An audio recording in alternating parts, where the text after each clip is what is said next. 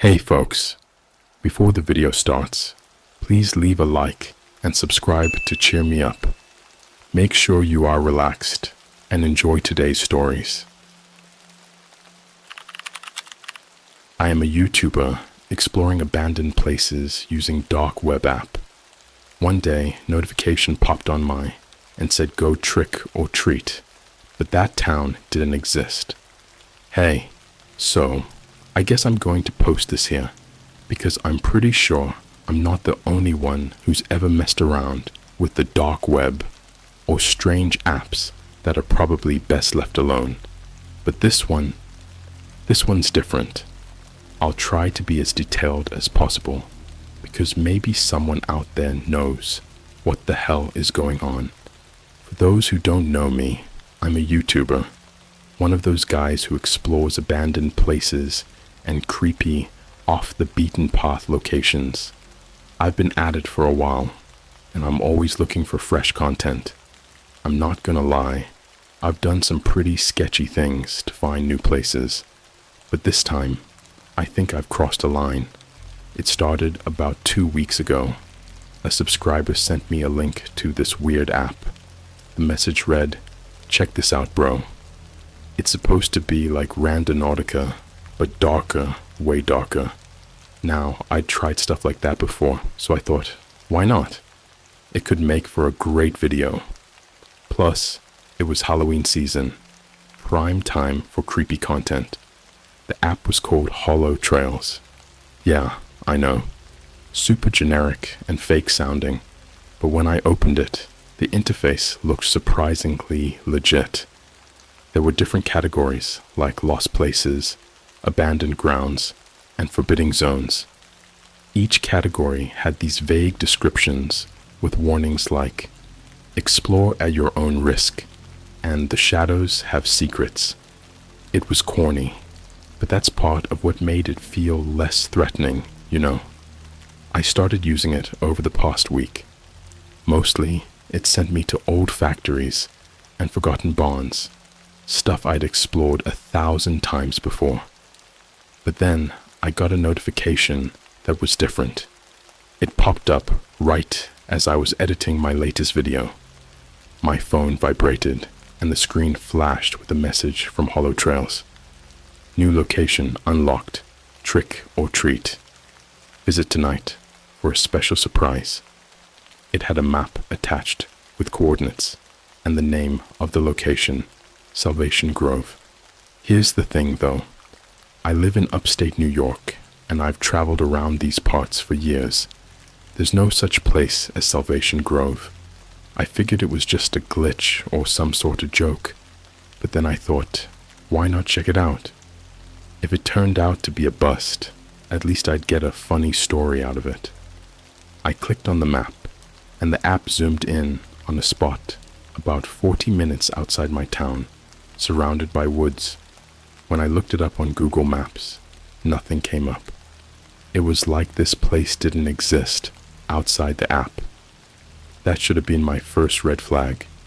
But hey, I'm a sucker for a good mystery. I packed up my gear, camera, flashlight, a couple of snacks, and headed out around 9 p.m. My plan was simple. Drive to the coordinates, explore for a bit, record whatever I found, and head back. Easy content, right? I even made a little intro video in my car for my subscribers. Alright guys, I got something weird tonight. A subscriber sent me this creepy app, and it led me to some place called Salvation Grove. Never heard of it before, but I'm gonna check it out. Maybe I'll find a haunted house or something. Stay tuned. I remember thinking how ridiculous it sounded at the time, but if I had known what I was walking into, I would have turned around right then and there. The drive took me through winding back roads, past old farmhouses with their porch lights off, and then deeper into the woods. As I got closer to the coordinates, my cell service dropped completely. Another bad sign, but again, I just brushed it off. Spooky vibes, I thought. It'll look great on camera. When I reached the spot, There was nothing there, just a clearing with a bunch of dead trees, their twisted branches reaching up like bony fingers. I checked my phone, and the app's map showed I was right on top of the location, but all I saw was empty woods. I almost started laughing at myself, thinking I'd wasted gas on a glitchy app, and then, as I was about to turn back to my car, my phone lit up again. A new notification from Holotrails. Welcome to Salvation Grove. Trick or treat. Choose wisely. I stood there for a second, staring at my phone screen, the message glowing in the dark. It was unsettling, like whoever made the app was watching me somehow. But it was also intriguing, like a game I had to finish. That's when I noticed something off in the clearing. A faint light, flickering through the trees, like a distant candle. I switched on my camera and started walking toward it, making sure to narrate everything for the recording. Okay, I'm seeing something up ahead. Looks like a lantern? Or maybe some kids messing around? But when I got closer, I realized it wasn't a lantern. It was a pumpkin.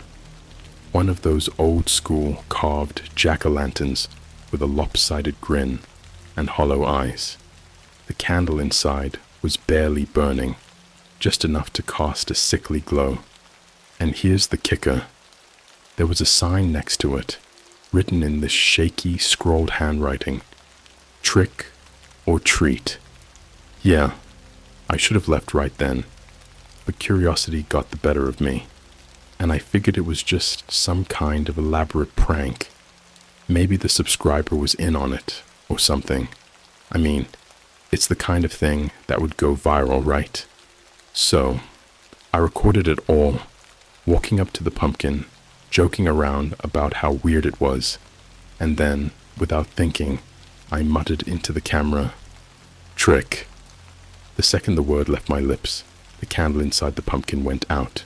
Total darkness swallowed up the clearing, and then my phone buzzed again, hard. I almost dropped it. I raised the screen to my face and saw a new message from the app. Trick chosen. Let the games begin. The air around me suddenly felt heavy, like the entire forest was holding its breath. And then I heard it, this soft, crunching sound, like someone, or something, was walking through the dead leaves behind me. My camera caught a glimpse of a shadow moving between the trees, just at the edge of the clearing. And it wasn't small, like an animal. No, it was tall enough that I had to crane my neck to follow it. That's when I realized I wasn't alone out there. So, there I am, standing in pitch blackness with only my phone's weak flashlight cutting through the dark. My mind is racing, trying to figure out what the hell just happened. The pumpkin's candle is out. The temperature has dropped at least 10 degrees. And that soft, crunching sound. Yeah, it's getting louder. I spun around, holding up my phone to get a better look. But every time I moved the light, it felt like the shadows shifted with it, like they were alive. I caught glimpses of something, a figure maybe, moving just beyond the reach of the light. It was staying just far enough that I couldn't see it clearly, but close enough that I could feel its presence. "Who's there?" I shouted, trying to sound tough, but my voice cracked a little. There was no reply, just more of that crunching sound. It was slow, deliberate, like someone dragging their feet through the leaves. I kept recording, because if this was some kind of prank, I wanted evidence. But a part of me knew this didn't feel like a prank. Then my phone buzzed again. Another message from Holotrails. I glanced down at the screen, the words flashing in the dark. Look behind you. Every hair on the back of my neck stood up. I mean, every horror movie I've ever seen says not to turn around when you get a message like that. But in that moment, I felt like I didn't have a choice. So I turned, slow as hell, my flashlight beam cutting through the darkness, and there it was, just outside the reach of the light, a tall, thin shape. It was too dark to see clearly, but it had this weird, unnatural stance, like its limbs were too long for its body. My breath caught in my throat. The thing wasn't moving, but I could hear this faint, raspy sound, like it was breathing in through dry leaves. I tried to stay calm. I told myself it was probably just a person in a mosque, but then something really messed up happened. My phone's flashlight blinked, like it was glitching. 1 second, it was there, casting this weak glow over the trees, and then it would just flicker out, and every time it went dark, I swear I saw the figure getting closer, like it was inching forward in those tiny jerky movements. I took a step back, my foot slipping on the wet leaves, and I heard myself saying, "Look, if this is a joke, it's not funny." My voice sounded hollow, swallowed up by the woods, but deep down, I knew no one was going to answer. My camera caught the whole thing, me stumbling around, trying to keep my flashlight steady, while that shadow lurked just beyond the edge of my vision. And then, the app sent another message. "Run!" I didn't wait for a second more. I turned and bolted back toward my car, my breath coming out in ragged gasps. The ground was uneven, full of roots and rocks, and I nearly twisted my ankle a couple of times. But that noise, the crunching, followed me. I didn't dare look back. The whole time, I could feel it getting closer, like it was right on my heels. When I finally reached my car, I fumbled with the keys, nearly dropping them in the dirt. My hands were shaking so bad, I could barely get the door unlocked. I jumped inside and slammed the door shut, locking it immediately. For a second, I just sat there, staring out into the dark, expecting to see that thing standing at the edge of the woods. But there was nothing, just the quiet rustle of the trees. My camera was still running, so I set it on the dashboard and tried to catch my breath. My phone was buzzing non-stop now, like the app was blowing up with messages. When I finally had the nerve to look, my heart dropped. It was a string of messages, each one more unnerving than the last. "Turn on your headlights. They'll be here soon. Don't let them touch you." At this point, I was ready to throw my phone out the window, but against my better judgment, I did what the message said. I flicked on the headlights, expecting to see an empty clearing, but it wasn't empty. There were more of them, those tall, thin figures, at least half a dozen, standing right where I had been just minutes ago. Their bodies were all wrong, bent at angles that shouldn't be possible, their heads tilting too far to the side, like broken dolls. Their eyes, or what looked like eyes, were glinting, reflecting the light back at me, like animal eyes. They didn't move, they just stared at the car, their heads twitching ever so slightly. I could barely breathe. My hand hovered over the ignition, ready to peel out of there. But then my phone buzzed again. The screen showed a new message. "Drive straight. Don't look back. They follow the curious." It felt like my brain was on fire. My gut told me to just get the hell out of there. But the other part of me, the part that wanted to know what the hell was going on, hesitated. But that noise, the crunching, dragging sound, started up again, closer than ever.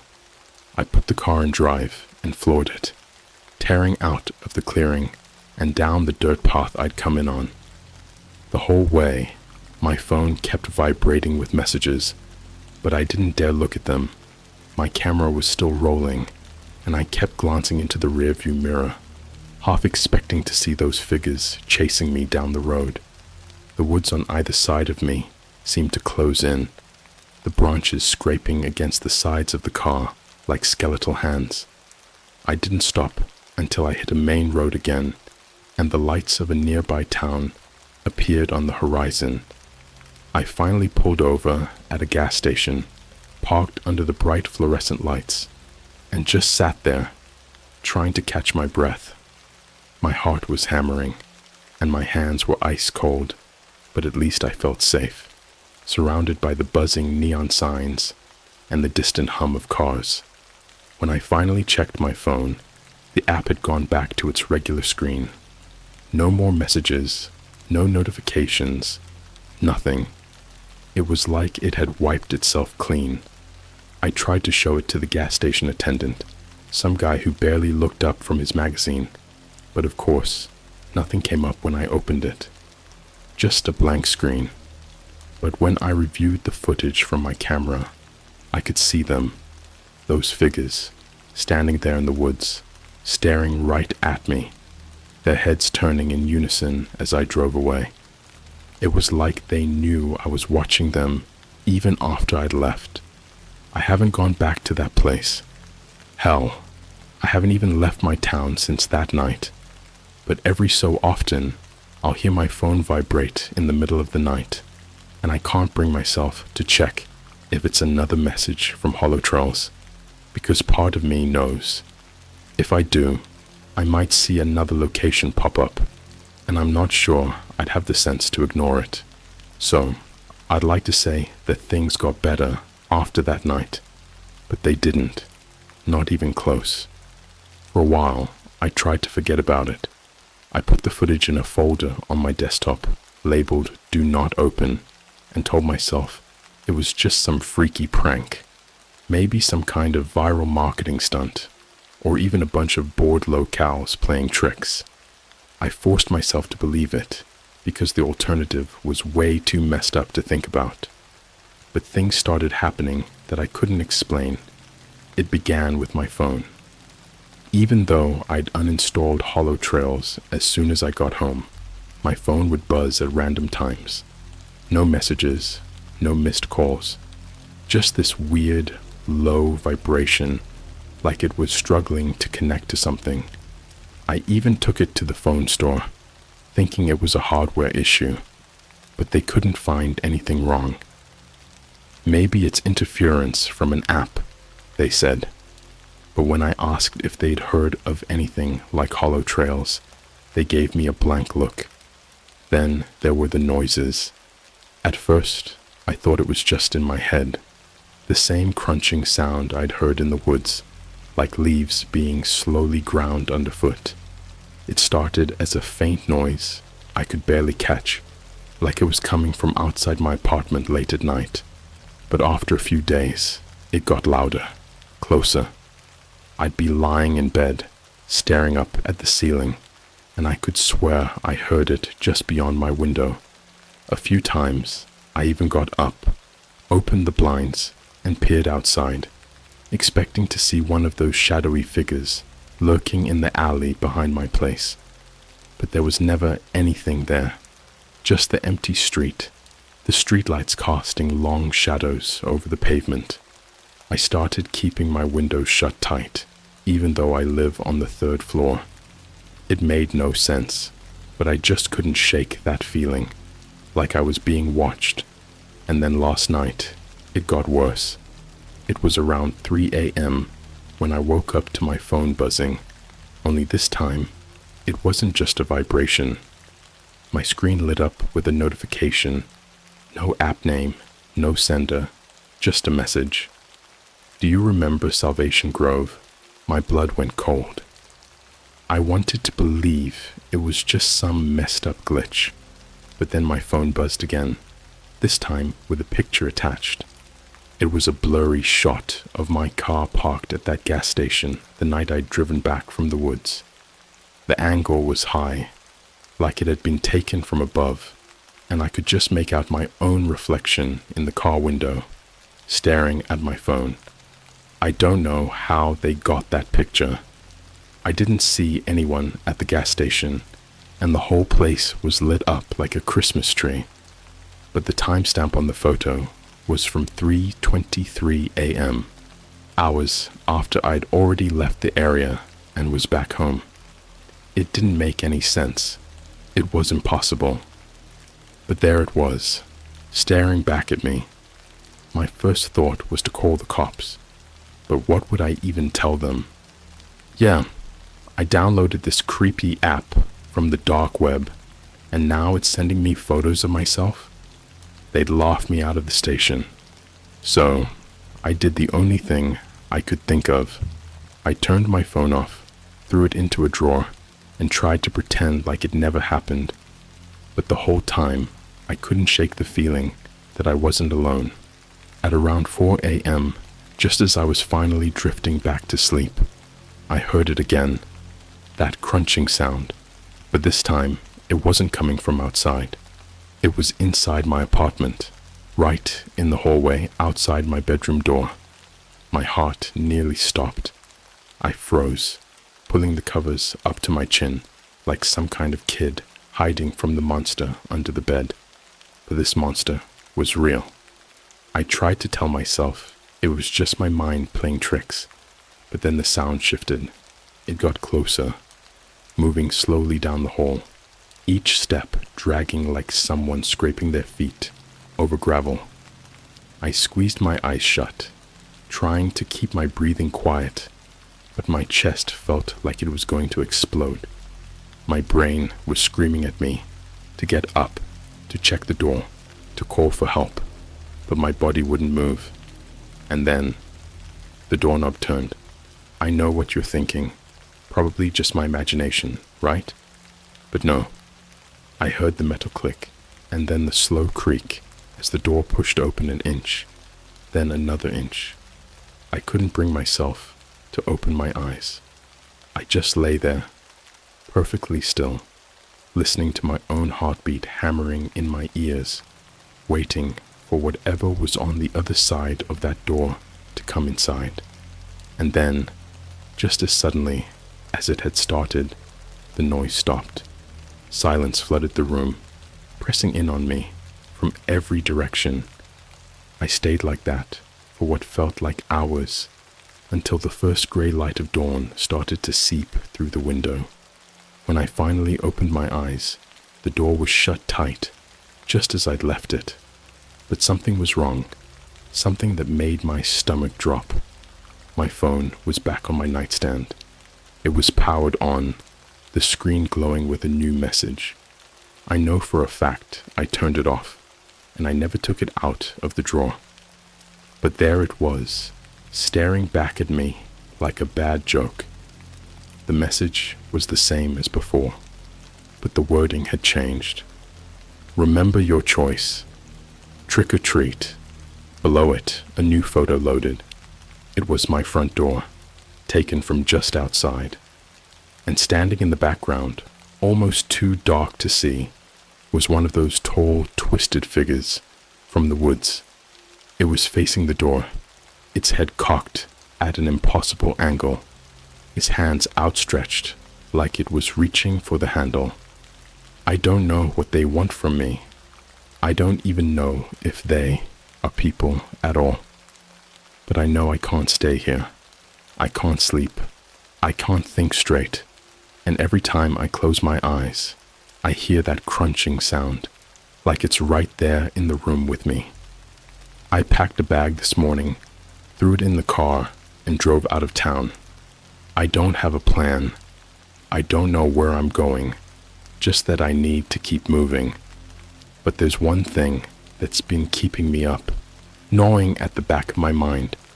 When I checked my phone this morning, before I turned it off for good, I found one last message waiting for me. It was a location pin, somewhere deep in the Adirondacks. Come back for the treat.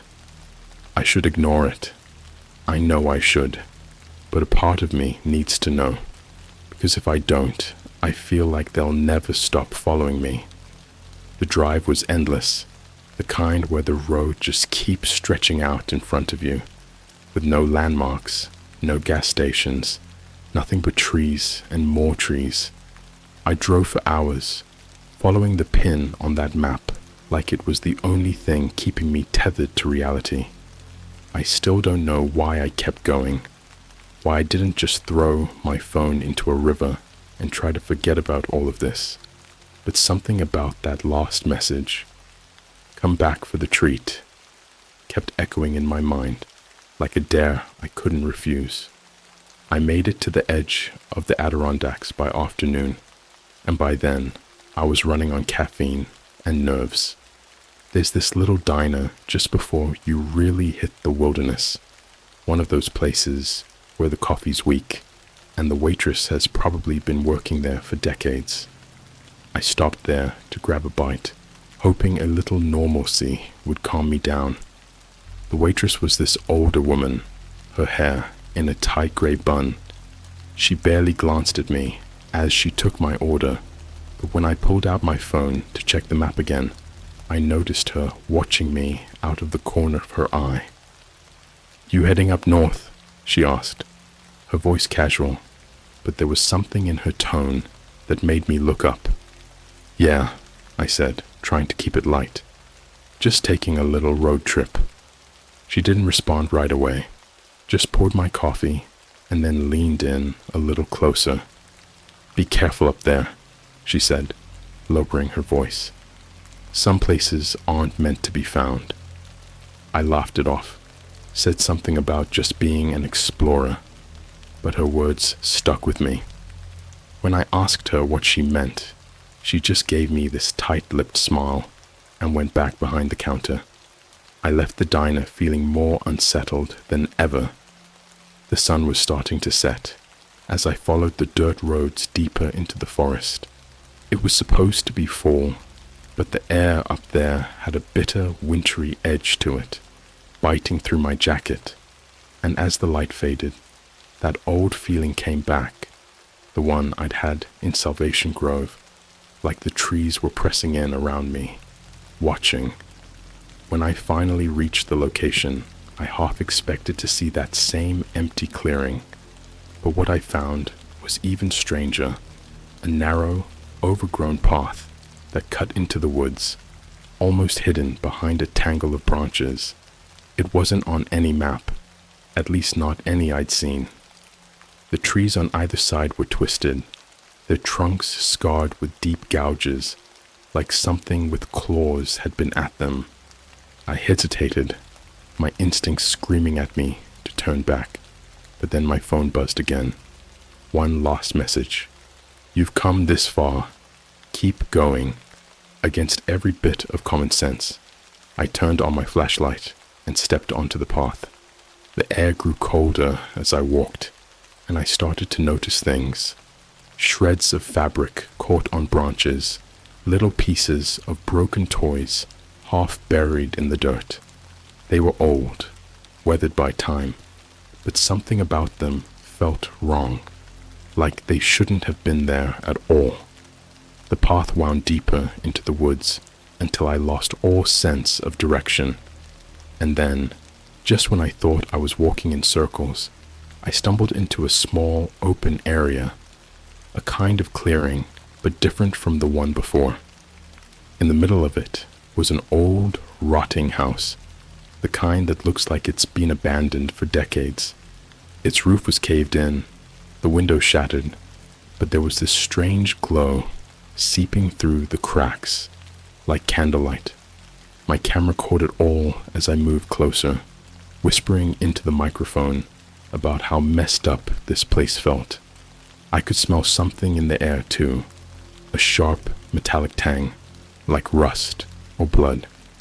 I told myself it was just the damp earth, but I didn't really believe that. The front door creaked open when I touched it, and the light inside flickered like it was welcoming me. I stepped through, my camera picking up the inside of the house. Walls lined with peeling wallpaper, a staircase half collapsed, and old furniture draped in dusty sheets. But what really got me was the jack-o'-lantern. It was sitting right there on the floor, just like the one in the woods, with that same twisted, grinning face. Its candle was flickering weakly, casting long, warped shadows over the walls, and next to it was a small wooden box, nailed shut, with a piece of paper taped to the top. The handwriting on the paper was the same shaky scrawl as the sign I'd found in the woods. Your treat.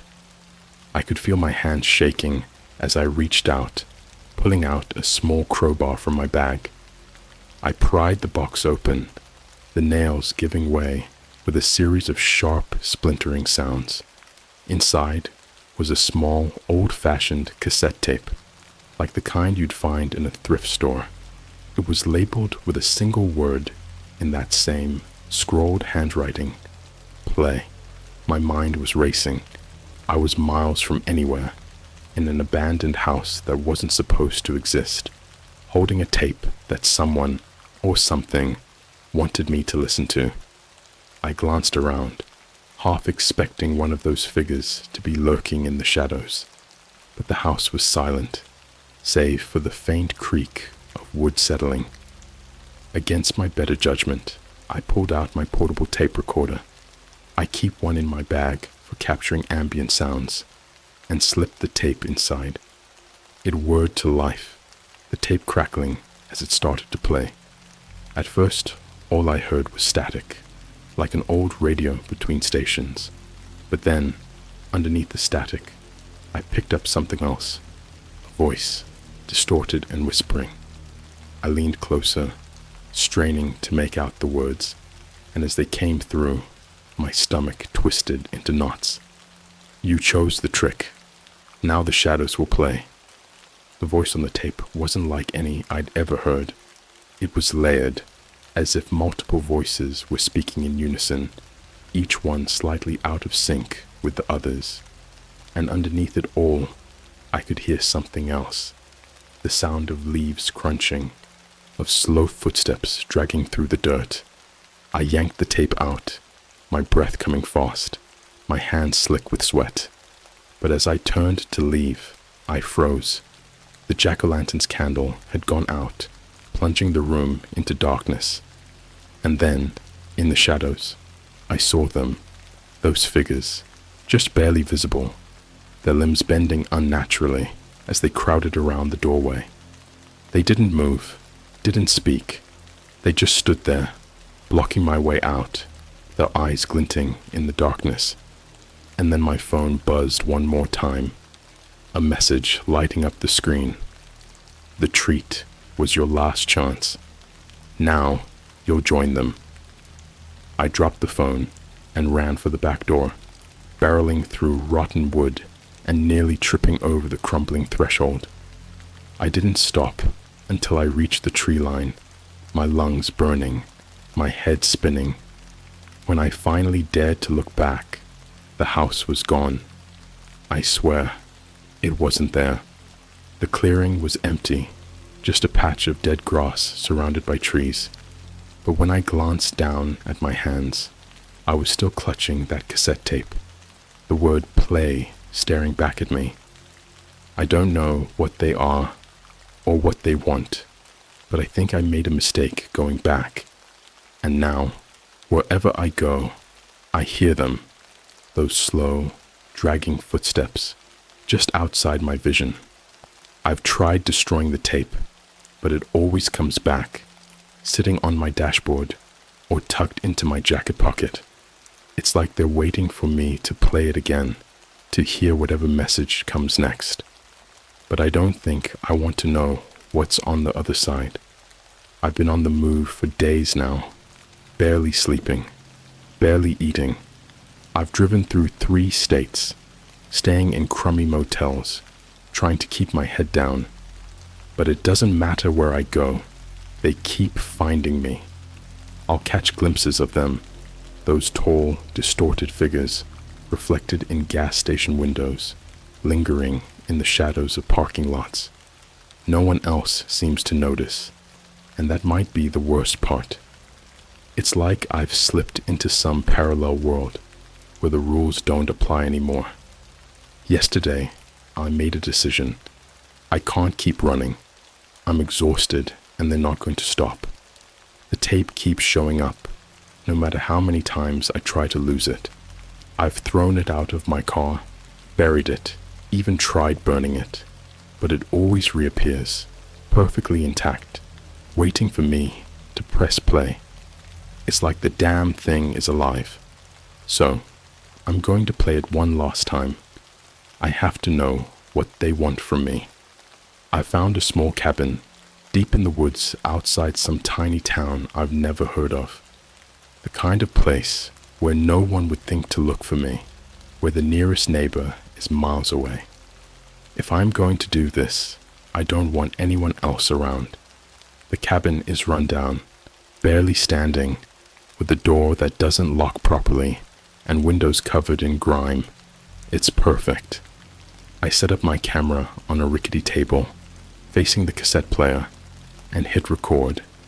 If this is going to be my last video, I want people to know what happened to me. Maybe someone will find the footage, or maybe it'll just end up as another unsolved mystery on the internet. I take a deep breath and press play. At first, it's just the same static, crackling through the old speakers. But then the voice comes through again, clearer this time, the distortion fading away until it's almost human. You should have left well enough alone. The voice is low, almost a whisper, but there's something in it, something that makes my skin crawl. It's like there's no emotion behind the words, just a hollow, echoing sound. And then, behind the voice, I hear the footsteps again, those slow, dragging steps, moving closer, like something creeping up behind me. The floorboards creak, but I force myself not to turn around, keeping my eyes locked on the tape recorder. I can see my own face reflected in the dirty cabin window, pale and drawn. But there's something else in the reflection too, something standing in the doorway behind me. The voice on the tape continues, and this time, it's different. It's my voice. "Why didn't you run?" it says, the words drawn out, echoing through the empty cabin. My own voice, distorted, twisted. And then, just below it, I hear a whisper, so quiet I can barely make it out. "They're here for you." The air grows colder, and I can feel the weight of their presence behind me, pressing down on the room. My hands are shaking, but I keep the camera rolling, capturing every second. If this is going to be the end, I want proof. I want people to see what I saw, to know that I didn't just vanish into thin air. And then the tape changes.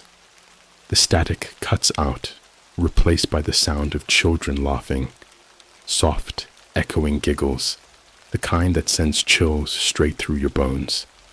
I feel my breath catch in my chest, and suddenly, I'm not in the cabin anymore. I'm back in the woods, back in Salvation Grove, standing in front of that grinning jack-o'-lantern with the candle burning inside. But it's not just one now. There are dozens of them, scattered through the trees, each one casting a pool of sickly light. In the middle of the clearing, there's a figure, tall and shadowed, its limbs bending in those impossible angles. But this time, it's not alone. The other figures are there too, their hollow eyes fixed on me, their hands reaching out.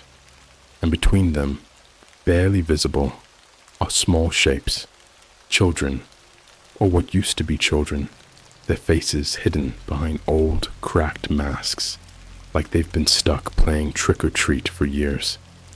"Join us," they whisper, their voices blending together in a warped chorus. "Play the game. Take the treat." I stumble back, my legs tangling up in the rickety chair, and I hit the floor hard, the breath knocked out of me.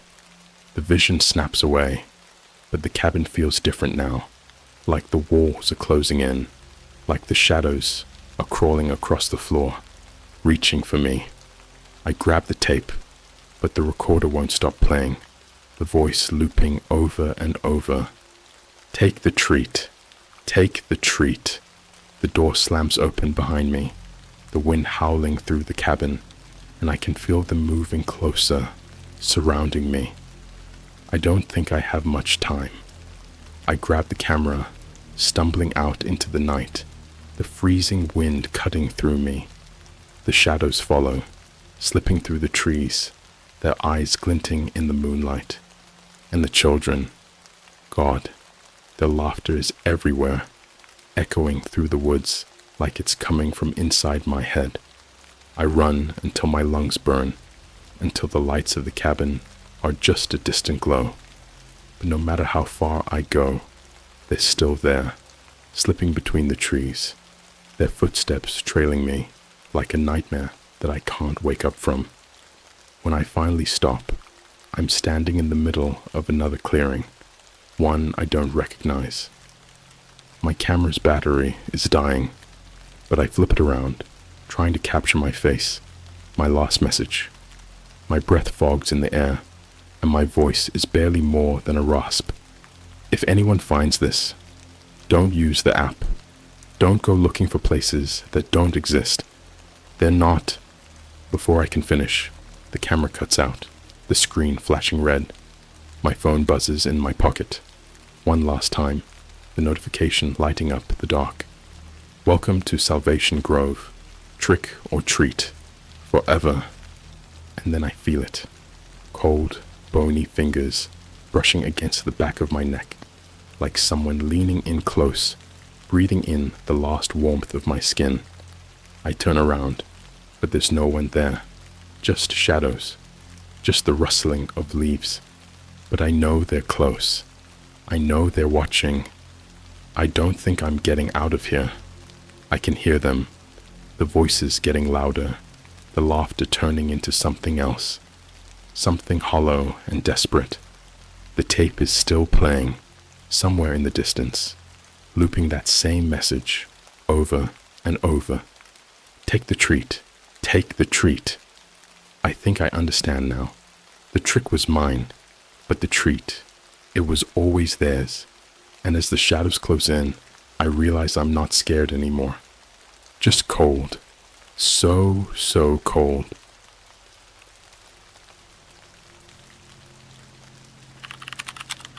I live in a town that doesn't let anyone leave. The dark web helped me escape. Hey, so I don't know if anyone's going to believe this, but I've got to put it out there. Maybe someone will have answers, or maybe it's just some messed up therapy for me to process everything that happened. Either way, here goes. I grew up in this small town in the middle of nowhere. You've probably never heard of it, and that's no accident. I won't say the name, because I don't want this to come back to me. Let's just say it's the kind of place that looks normal on the surface, but has these weird quirks that don't make sense when you think about them too much. For one, no one ever leaves. Like, ever. People grow up here. They live here. They die here. You'd ask any of the older folks, have you ever thought about moving? And they'd get real quiet, then quickly change the subject. It was almost like they forgot what you asked, or they just tell you it's a good place to settle down, like they're reading from a script. I know, small town life can be like that, right? But here's the thing. There are no buses, no trains, and barely any visitors. Even the GPS freaks out when you try to map the roads out of town, like the directions just loop back on themselves. And don't get me started on the locals. They'd smile, be friendly, but there was always this emptiness behind their eyes, like they were just going through the motions. When I turned 18, I decided I was going to leave. I didn't have a plan. I just knew I couldn't be one of those people that stuck around forever. So, I saved up from my part-time job at the gas station and bought this beat-up old car from Mr. Henley, the guy who ran the local auto shop. He looked at me funny when I told him I planned to take a road trip.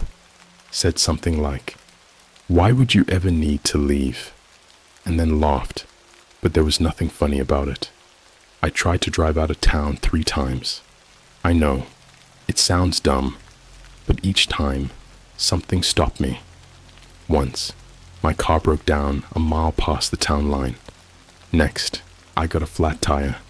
No big deal, except when I went to change it, the spare was slashed. But the 3rd time is when things got really weird. I was driving down the only road that supposedly leads out of town, and it just kept going. I swear I drove for hours, but I never passed a single landmark. No signs, no other cars. Nothing. Just the same stretch of road and endless trees. And when I finally gave up and turned back, I was back at my house within 10 minutes, like I'd never left. I thought I was going insane, but when I checked the clock, 4 hours had gone by. That night, I couldn't sleep. I kept pacing around my room, thinking about those lost hours, about the way Mr. Henley had looked at me. I couldn't shake the feeling that there was something wrong with this town, something everyone else was just ignoring, pretending wasn't there. But what could I do? I was stuck, just like everyone else. Then one night, I found something, a way out, or at least, I thought it was. I was browsing online, reading some conspiracy theories, you know, the usual stuff about government cover-ups and secret societies, when I stumbled onto a forum talking about hidden towns. Most of it was crap, people making up ghost stories about places that never existed. But then I saw a post that mentioned a town that sounded just like mine. You can't leave, the post said. They don't let you. There was a link at the bottom, a link to the dark web. I know, it sounds stupid, going to the dark web for answers. But by that point, I was desperate. I clicked on the link, and it took me to this website with a plain black background and a single line of text. Do you want to know the truth? There was a button underneath that said, yes. I hesitated. I'm not gonna lie, my hands were shaking. But then I thought about that endless road, about the way everyone in town seemed like they were just waiting for something. So I clicked yes. That's when the messages started coming through. Anonymous, from some user named Gatekeeper. They said they knew what my town was, why no one ever left. But before they'd tell me more, they wanted to know everything I'd seen, everything I'd tried to do to escape. And like an idiot, I told them, I poured my heart out to this random stranger on the internet. The messages got weirder after that. The gatekeeper said things like, they've been watching you since you were born, and you're not like the others. I thought it was just some troll messing with me, but then they sent me a file. I almost didn't open it, but curiosity got the better of me. It was a video, grainy and low quality, like it was recorded on some old security camera. At first, I couldn't make out what I was looking at, just static and darkness. But then, the image cleared, and I saw my own bedroom. Except, it was from last night. I watched myself pacing around, just like I had been, staring out the window, and then turning off the light. Then the video cut to black, and the next message came through. They are coming. I slammed my laptop shut and nearly threw it across the room. My heart was pounding in my chest, and I felt like I was going to be sick. How did they have that footage? And who the hell were they? I tried to calm myself down, telling myself it was just a prank, but I couldn't get the image of that video out of my head. How it showed me doing things no one should have been able to see. I decided I'd go to bed, sleep it off, and figure out what to do in the morning. But then, around 3 a.m., I heard it, a faint tapping on my window. My room is on the 2nd floor. I'm not sure how, but I managed to pull myself together and peek through the curtains. And there, in the darkness, I saw the outline of a figure. It was standing perfectly still, facing my window. I couldn't make out any features, but its head was tilted, like it was listening to me. And then my phone lit up with a new message. It was from the gatekeeper. "Stay quiet. They're here." I froze. My breath caught in my throat. I wanted to run, to scream, but all I could do was stand there, staring out at that shadowy figure. And that's when it moved. It raised a hand slowly and pressed its palm against the glass. But the way it pressed, it wasn't like a normal hand. It looked distorted, fingers too long, bending at weird angles, like it was trying to push its way through the glass. And then it smiled. I don't remember much after that, just stumbling back from the window, tripping over my own feet, and hiding under my bed like a kid. I stayed there until morning, until the sunlight finally came streaming in, and I was sure that thing was gone. When I finally got the courage to look outside, there was nothing there. No handprints on the window, no signs of anyone being there at all. But the message was still on my phone. "Stay quiet. They're here." The next morning, I was still a mess. My head was spinning from what I'd seen, or thought I'd seen, at the window. I tried to convince myself that it had to be some kind of dream or sleep paralysis, but the memory was too vivid, too real. I mean, how do you explain a distorted hand trying to push through glass? How do you explain that smile? The sun was up, and that made me feel a little safer.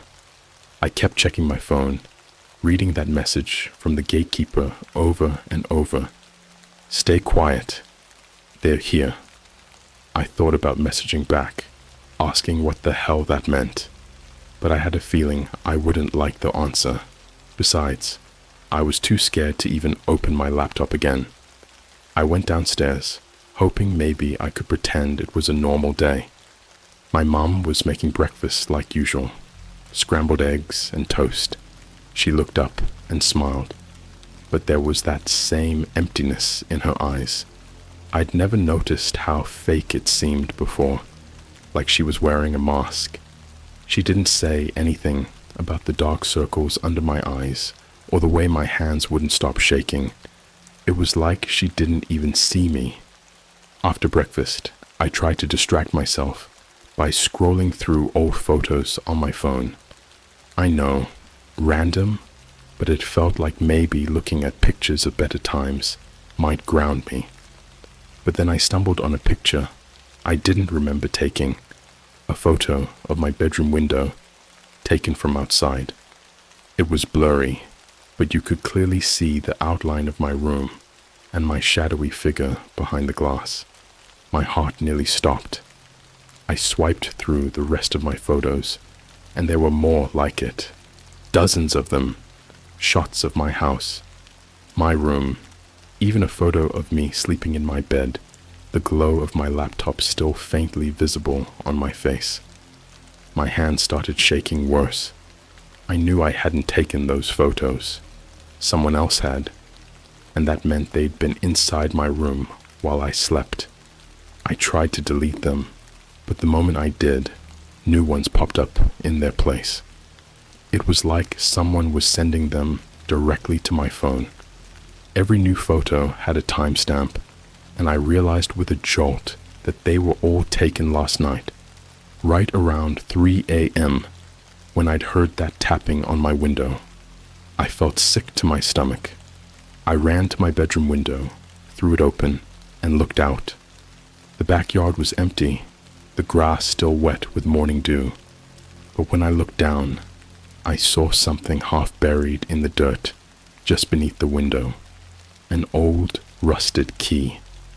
I grabbed it without thinking, my hands covered in mud, and ran back inside.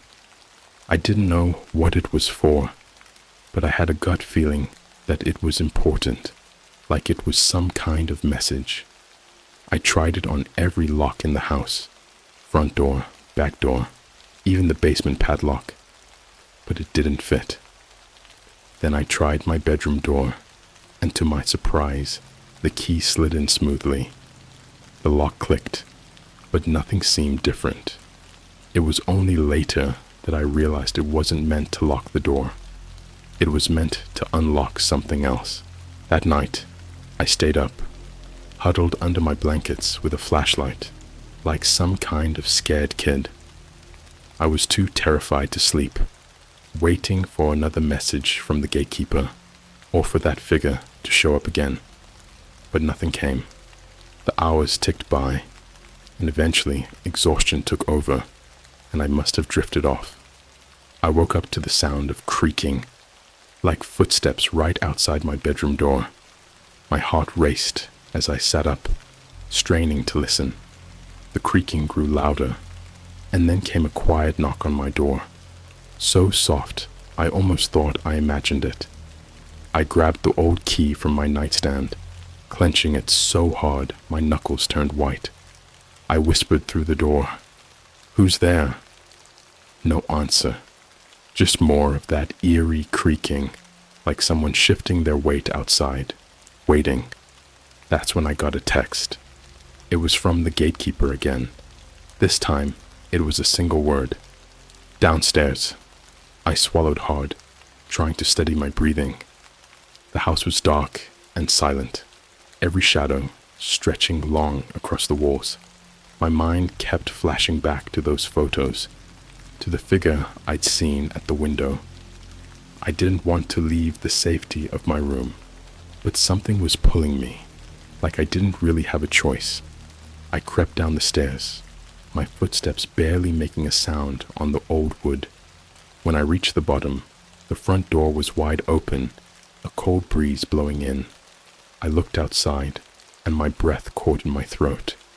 Standing at the end of the driveway, just at the edge of the streetlight's glow, was a man. Or at least, I think it was a man. His back was to me, but he was tall and thin, wearing a long coat that flapped in the wind. He just stood there, completely still, like he was waiting for something. My phone buzzed again.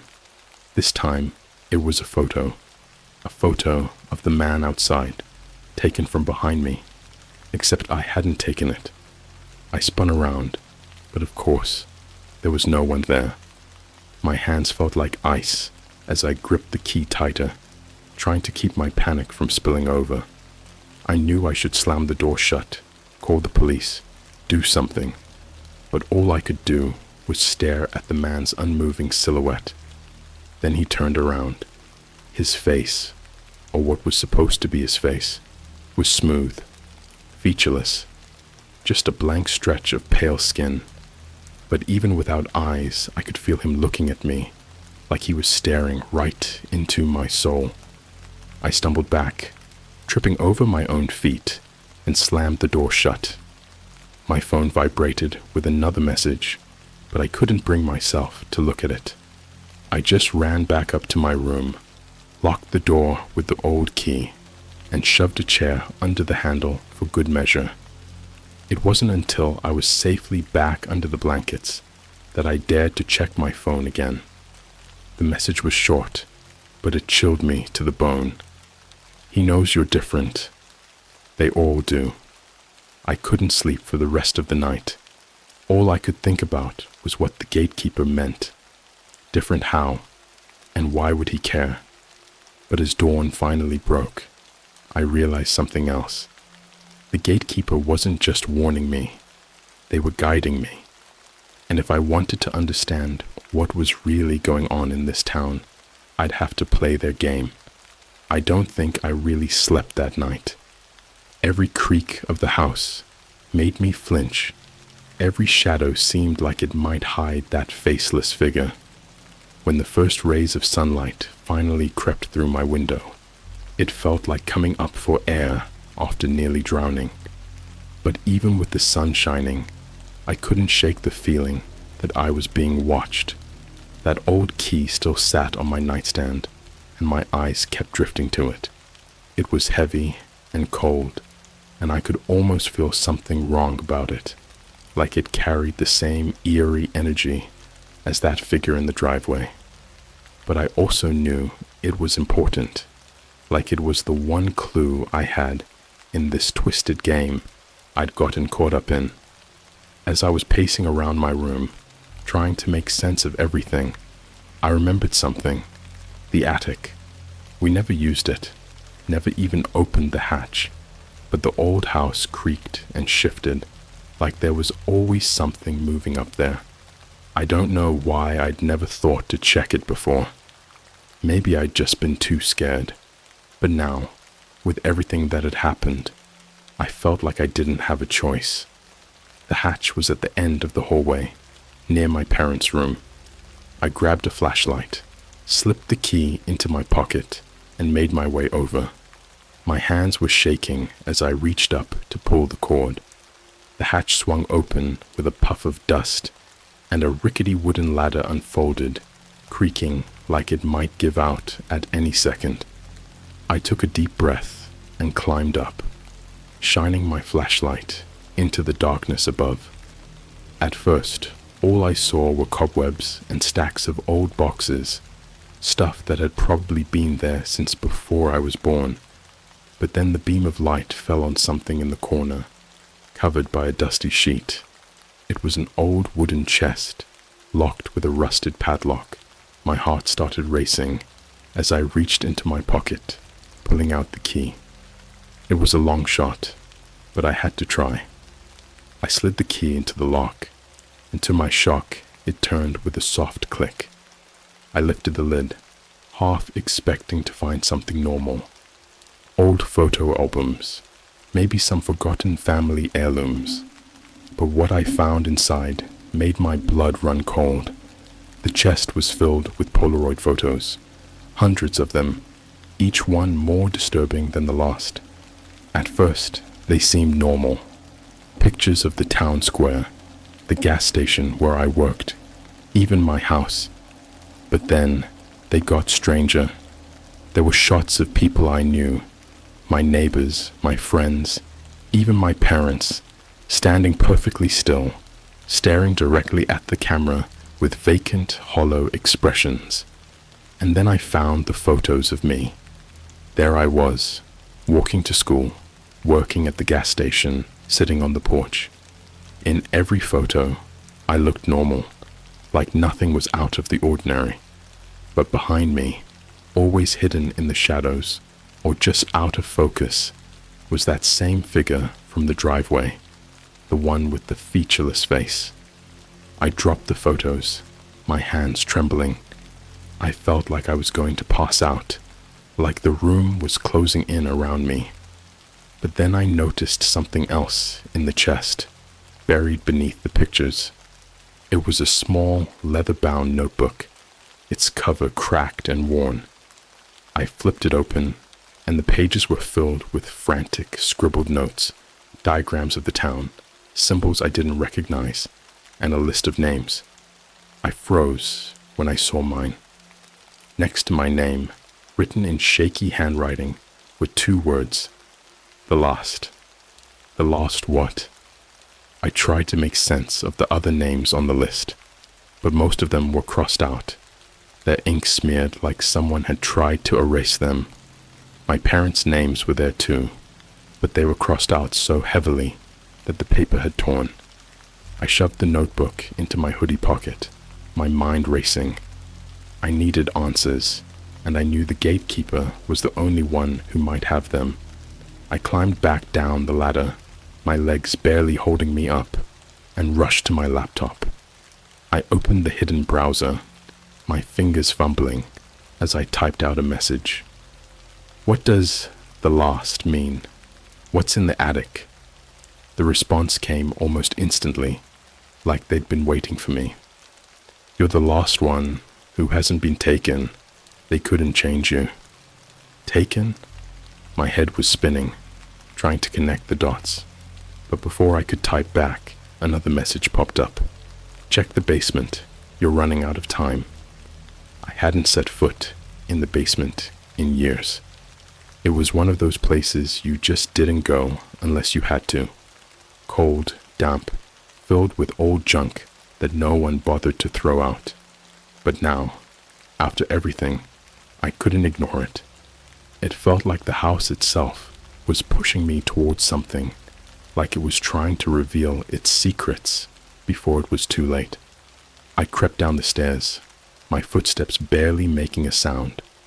My parents were in the living room, watching some old sitcom rerun, but they didn't even look up as I walked past them. They seemed distant, like their minds were somewhere else.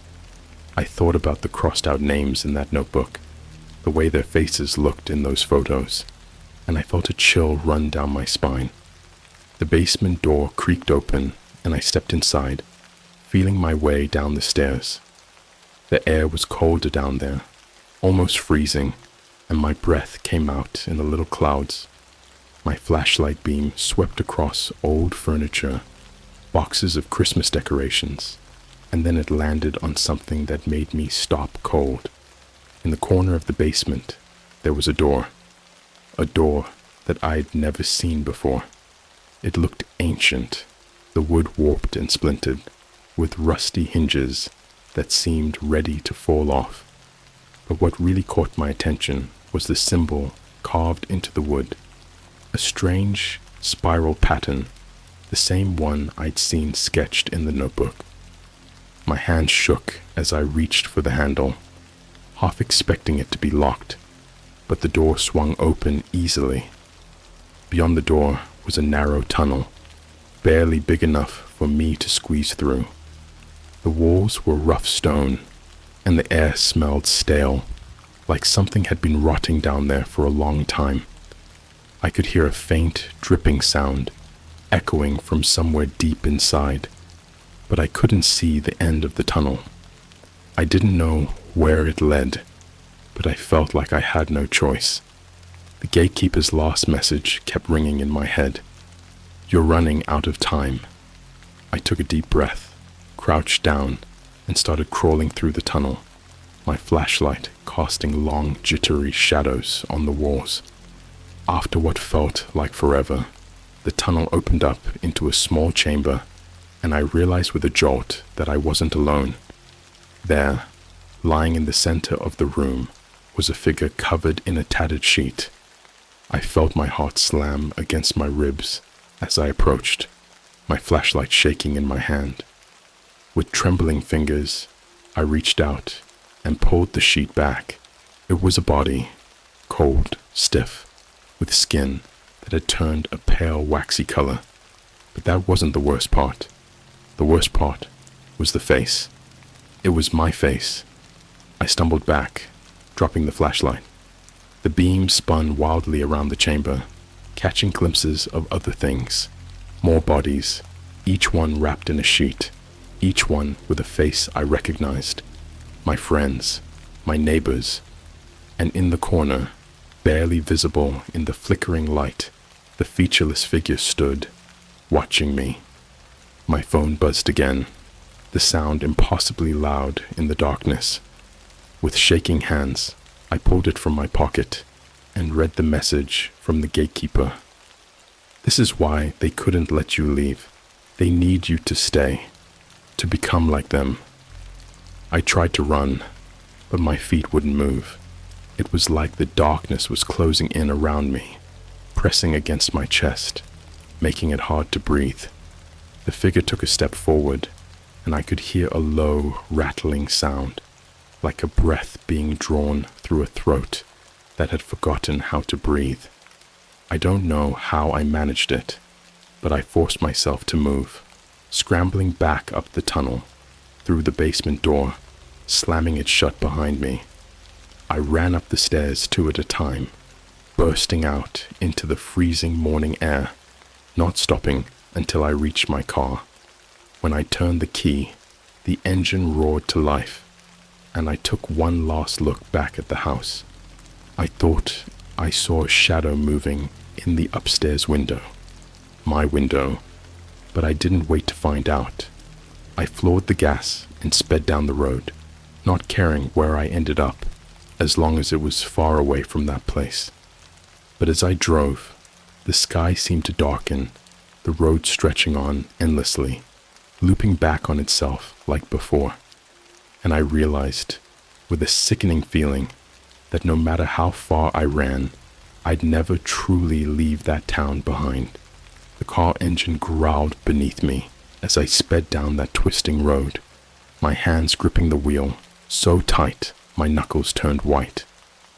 The sun was barely up, but it was already being swallowed by thick gray clouds. I couldn't shake the feeling that something was chasing me, even though the road behind me was empty, the town fading into the distance. I kept driving, pushing the speedometer higher, but the road seemed to stretch on endlessly, like it was pulling me deeper into some kind of trap.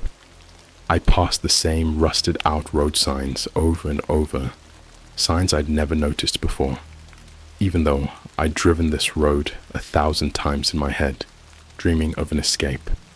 But now, all those dreams felt like some kind of cruel joke. My phone sat on the passenger seat, the screen lighting up, with more messages from the gatekeeper, but I didn't have the nerve to look at them. I knew whatever they said, it wouldn't be good. My mind kept flashing back to that thing in the basement, those bodies with faces I recognized. How long had they been down there? And why did one of them look like me? After what felt like hours, my fuel gauge dipped toward empty, and I had no choice but to pull over at the side of the road. The car engine sputtered and died, leaving me in silence, except for the distant rustle of wind through the trees. I grabbed my phone with a shaking hand and finally read the latest message from the gatekeeper. "You're on borrowed time. Find the old church. It's the only way out." The words sent a shiver through me. There was an old church on the edge of town, abandoned since before I was born. People always said it was haunted, that kids who went there at night came back different, if they came back at all. But if this whole nightmare was real, maybe there was something there, something that could explain why my town was so twisted. I started walking, leaving my car behind. The air was heavy, thick with that scent of wet earth and decay, like the woods were rotting from the inside out. My footsteps crunched on the gravel, but it was like the sound was being swallowed up by the trees, leaving me in this unnatural silence that made my skin crawl. The church appeared in the distance, a crumbling silhouette against the gray sky. Its windows were broken, the stained glass long shattered, but the steeple still rose up like a bony finger pointing at the sky. The closer I got, the colder the air felt, like the temperature was dropping with every step. When I reached the front doors, I saw that they were chained shut, but the chain was rusty, brittle with age. I took a deep breath, pulled out the old key from my pocket, and slid it into the padlock. It turned with a creak, and the chain fell away, clattering to the ground. The door swung open, revealing darkness inside, thick and impenetrable. I raised my flashlight, stepping into the musty air. My footsteps echoed in the empty space, but underneath that, I heard something else. A faint whispering, like voices drifting through the shadows. I couldn't make out the words, but they had a rhythmic, chanting quality, like some kind of ritual. I followed the sound deeper into the church, my flashlight beam sweeping over broken pews and crumbling walls. The whispers grew louder, guiding me to the back, where I found a small door that led down into a crypt. The air was colder down there, so cold I could see my breath fogging up in front of me. The stairs creaked under my weight as I descended, and when I reached the bottom, I found myself standing in a narrow stone corridor, lined with alcoves that held old, rotting coffins. The whispering was louder now, echoing all around me, but I still couldn't see anyone. I turned a corner, and that's when I saw it. There, in the middle of the crypt, was an altar, carved from dark ancient stone, covered in strange symbols that made my head hurt just looking at them. And lying on top of the altar was another body, wrapped in a sheet, just like the ones in my basement. My heart pounded in my ears as I approached, my flashlight trembling in my hand. I reached out and pulled the sheet back, half expecting to see my own face staring back at me again. But it wasn't me this time. It was my mom. Her eyes were open, staring up at the ceiling with that same empty, hollow look I'd seen so many times. Her skin was pale, too pale, and there was something wrong with the way her mouth was twisted, like she was caught mid-scream. I stumbled back, nearly dropping the flashlight, my mind reeling. But then I noticed something else, something clenched in her hand. I forced myself to reach out, prying her cold fingers open, and found a piece of paper, crumpled and stained. I unfolded it with shaking hands and scrawled across the paper in that same frantic handwriting from the notebook were the words, "They took her, but she wasn't enough. You're the last." The last. That same phrase again. It felt like a noose tightening around my throat. I crammed the note into my pocket, but before I could take another step, I heard a soft creak behind me, like the sound of a door swinging shut. I turned, shining my flashlight down the corridor, and there, standing at the bottom of the stairs, was the figure, the one with the blank, smooth face. But this time, it wasn't just standing there. It was moving toward me. I backed away, my breath catching in my chest. The figure moved in a jerky, unnatural way, like a puppet with its strings tangled, its head twisting at an impossible angle. My flashlight flickered, casting wild shadows on the walls, and for a split second, I thought I saw something else moving behind the figure. Other shapes, just out of sight, lurking in the darkness. I ran. I don't know how I found my way back to the stairs, but I scrambled up them, nearly tripping over my own feet. The whispering grew louder, angry, like a swarm of voices buzzing in my ears. I burst out into the main hall of the church, slamming the door of the crypt shut behind me. But when I turned around, I froze.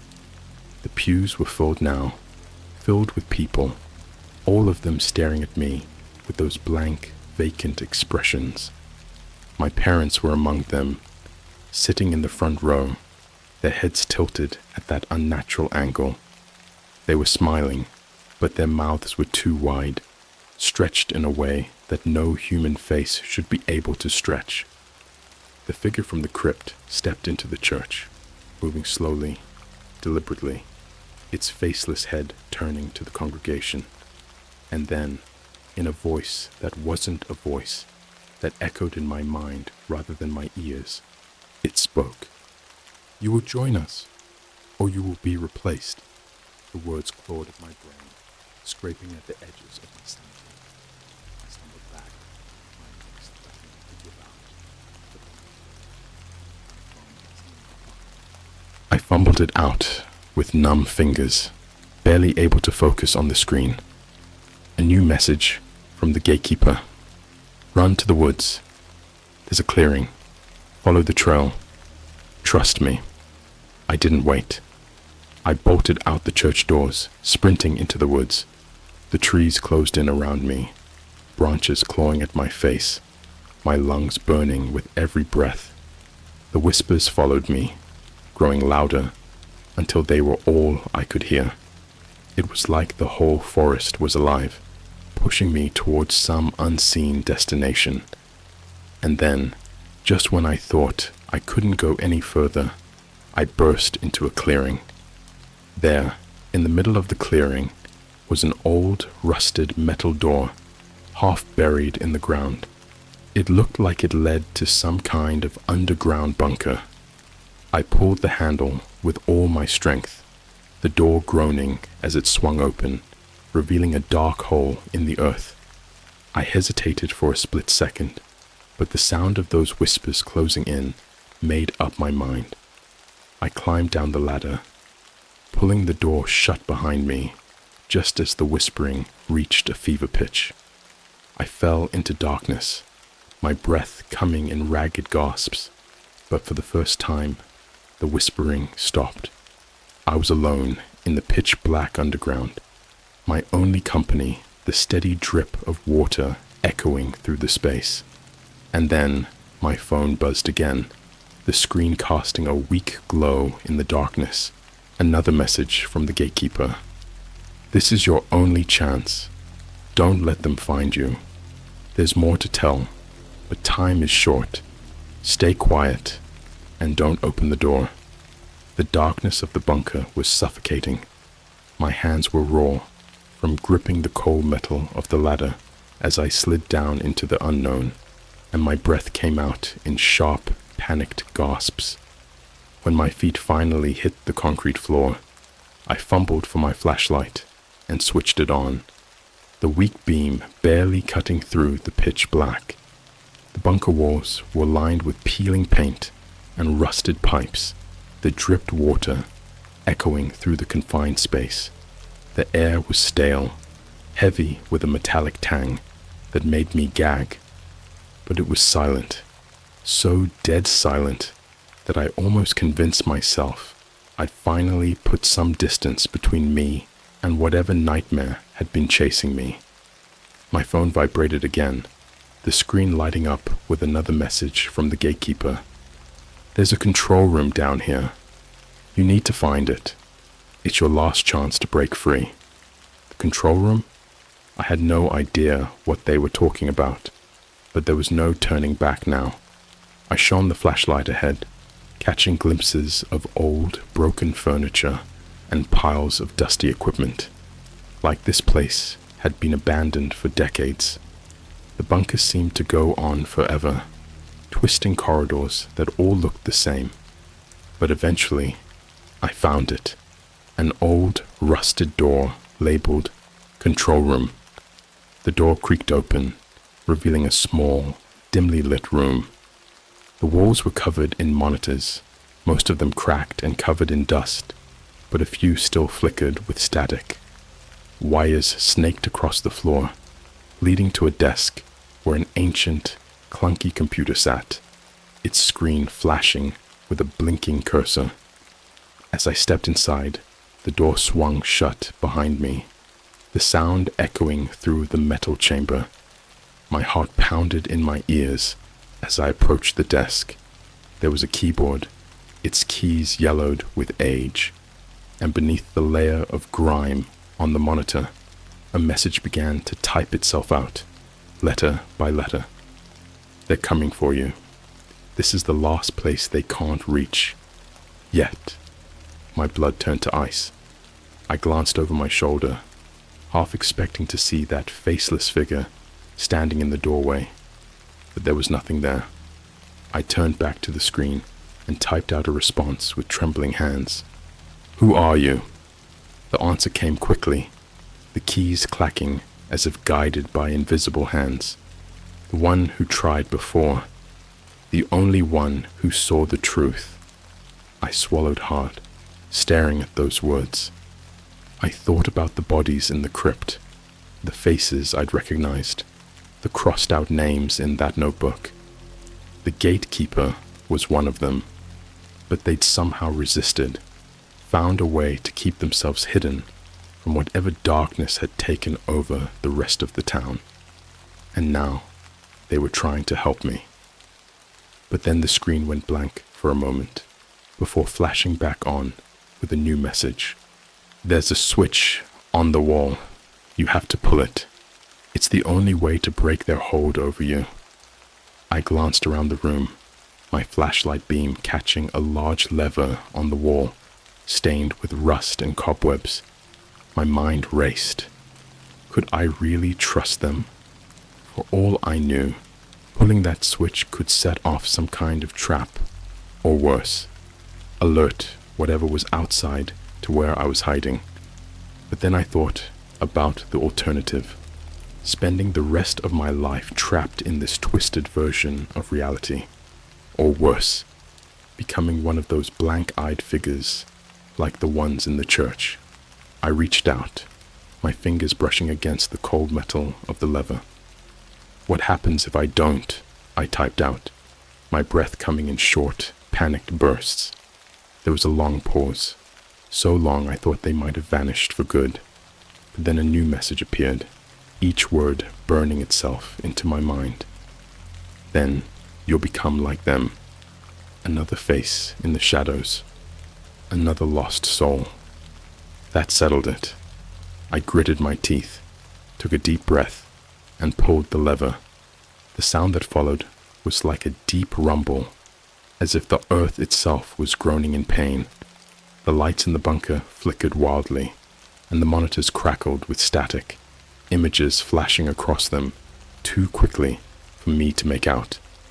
I thought I saw faces, twisted, distorted faces, like they were screaming silently from behind the screens. And then, just as suddenly as it had started, everything went dark. The rumbling stopped, leaving only the sound of my own ragged breathing. I fumbled with my flashlight, desperate for any kind of light, but when the beam cut through the darkness, I realized that the bunker door was swinging open again, but the world outside wasn't the same. I stumbled out into a town that looked like mine, but wasn't. The streets were empty, the sky a sickly shade of gray, like a photograph that had faded over time. The buildings were twisted, warped, as if they had been stretched and reshaped by some unseen force. And the shadows, they moved, they twisted and writhed like living things, sliding along the ground, merging and separating as if they were searching for something. I heard a noise behind me, and when I turned, I saw them, those figures from the church, the ones with the blank faces. They were standing at the edge of the clearing, their heads cocked to the side, watching me with that same eerie stillness. But they didn't move toward me, not yet. It was like they were waiting, like they knew something I didn't. My phone buzzed one last time, and I glanced down to see the final message from the gatekeeper. "You're free now, but freedom comes with a price. They'll hunt you for what you know. Keep moving, don't look back." I wanted to scream at them, to demand answers, but there was no point. The shadows shifted again, closing in, and I knew I had to run. So I did. I ran through that twisted version of my town, past the warped houses and the faceless figures that watched me from the windows. The sky grew darker, the shadows longer, like they were reaching out to drag me back into the darkness. But then, just when I thought I couldn't keep going, I stumbled onto the edge of the town. There was no road here, just an endless stretch of trees, and beyond them, the hint of something else, something brighter. I glanced back one last time, and there, standing at the edge of the woods, was that faceless figure. It raised a hand, waving slowly, almost mockingly, but it didn't follow me. I turned and ran into the trees, leaving the town and everything that had happened behind me. I ran until my lungs burned and my legs felt like they'd give out, until I could no longer hear the whispers or feel the shadows pressing against my mind. And then, just like that, I found myself on a normal road, a real road, with cars and people who didn't look like they were trapped in some nightmare. The sun was rising, casting a warm glow over the world, and for the first time in what felt like forever, I could breathe. But even now, I don't know if I truly escaped. The memories of that town, those faceless things, they haunt me, and every now and then I see something out of the corner of my eye, a shadow that's a little too long, a face in the crowd that looks just a bit too blank. I haven't dared go back to the dark web since that night. I smashed my laptop, threw away my phone, and moved halfway across the country. But sometimes, when I'm alone at night, I hear a faint buzzing, like the sound of a text message arriving in a dark room. I tell myself it's nothing, but I can't help but wonder if one day I'll see a message again from that same unknown number with those same chilling words. You can't hide forever. They always find their own. And when that day comes, I don't know if I'll have the strength to run again. A member of a chat room I was in on the dark web paid my cabin a midnight visit. He said we're being watched. I never really thought of myself as one of those guys, you know, the type to dig into the dark web. But I guess curiosity gets to the best of us eventually. It started simple, just a boring Friday night with too much time on my hands. I had just moved to this cabin up in the woods. Needed a break from city life, I thought. Just me, some spotty Wi-Fi, and miles of trees. Peaceful, right? Well, not exactly. When you're alone like that, you start looking for ways to entertain yourself. I'd been on Reddit for Sean, those deep dive threads about unexplained stuff, or creepy encounters. But eventually, I found myself bored of the usual stories. I wanted something more. Real. Something that felt a little closer to danger. So, I started poking around deeper. You know, exploring those weird subforums, seeing what was beyond the surface. It wasn't long before I stumbled onto a small private chat room. It wasn't like those hitman for hire or mystery boxes scams you hear about. This one had no name, no real description, just a plain link buried in a thread on an obscure forum. It read, "For those who want to see the truth." Intriguing, right? I clicked on it, expecting nothing, but the chat room loaded. The interface was crude, old school, almost like something from the early 2000s. Just a black screen, white text, and a user list on the right side. There were only 6 other people in there, all with usernames that looked like randomly generated strings. You know, the kind of usernames you'd use when you don't want to be traced. And me, I went with something boring, just a handle I'd used before.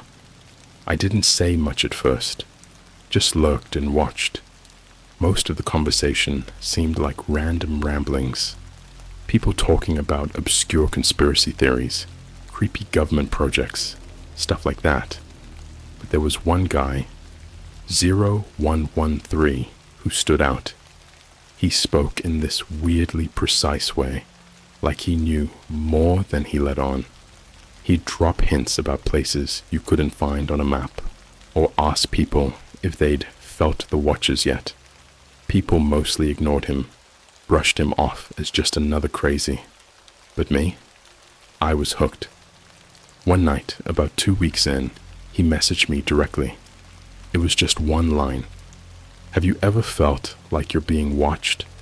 I almost laughed at how cliché it sounded, but I replied with a joke about my cabin being surrounded by trees and how maybe the squirrels were keeping an eye on me. But 0113 didn't take the bait. He just sent me back this link to a webcam site.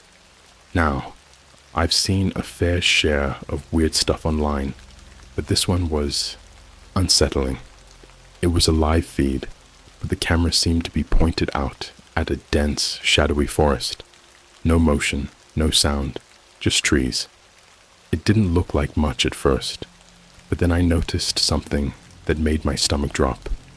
The feed had a timestamp, and it matched my time exactly.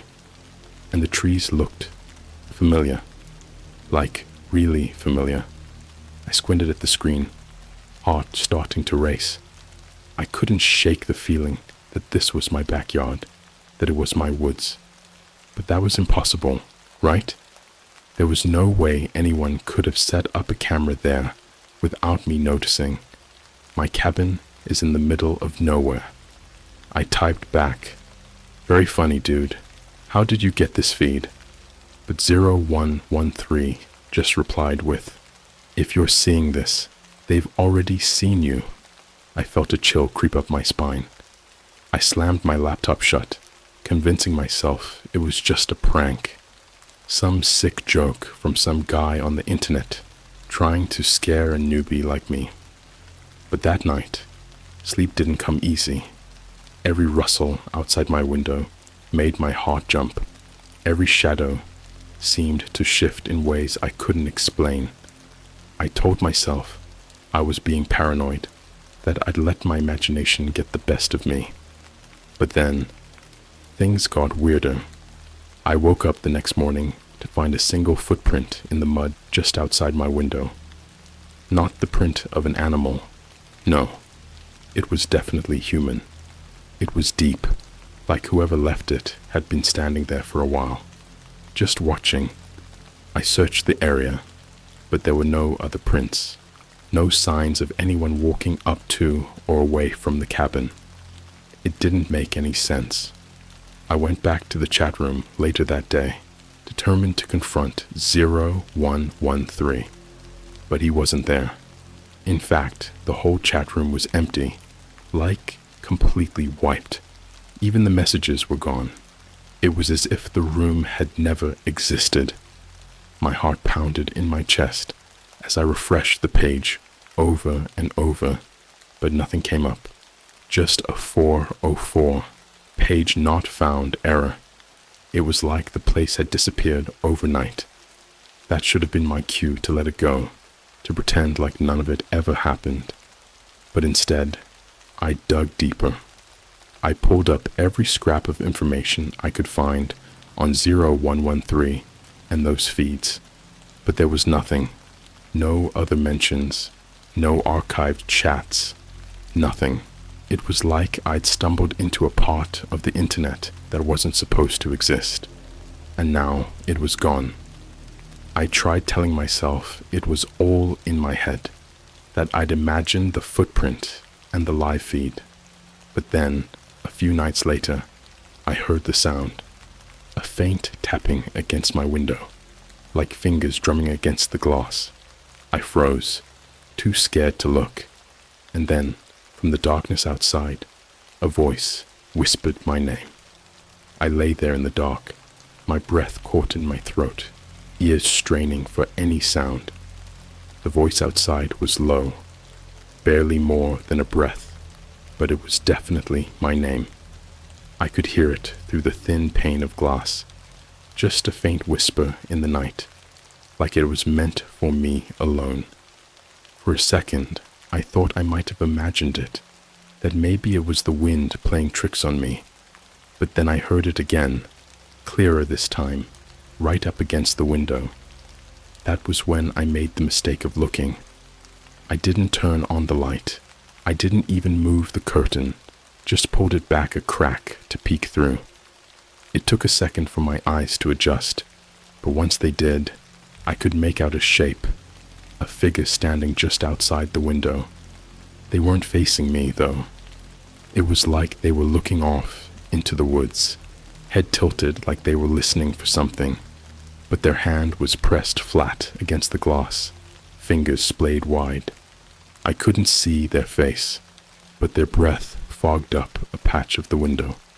For a second, all I could do was stare, my mind blank with shock. But then, instinct kicked in, and I stumbled back, tripping over a chair and crashing into the table. The noise must have startled them, because the figure suddenly snapped their head toward me, and I caught a glimpse of their face, if you could call it that. It was covered in this smooth, featureless mask, like a blank mannequin's head. No eyes, no mouth, just a smooth, pale surface that seemed to glisten in the moonlight.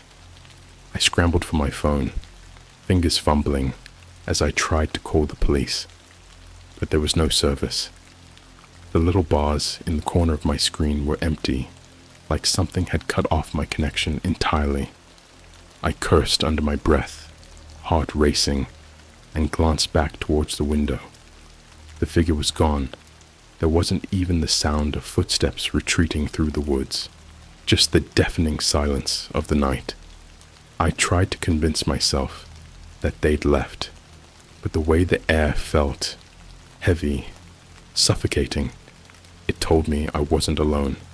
I bolted the door, grabbed the heaviest thing I could find, a fireplace poker, and stayed up the rest of the night, jumping at every creak and groan the old cabin made.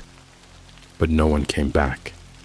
The next morning, I found something that made my blood run cold. Carved into the wood just outside my front door was a symbol. It looked like a triangle with an eye in the center, surrounded by these intricate, swirling lines.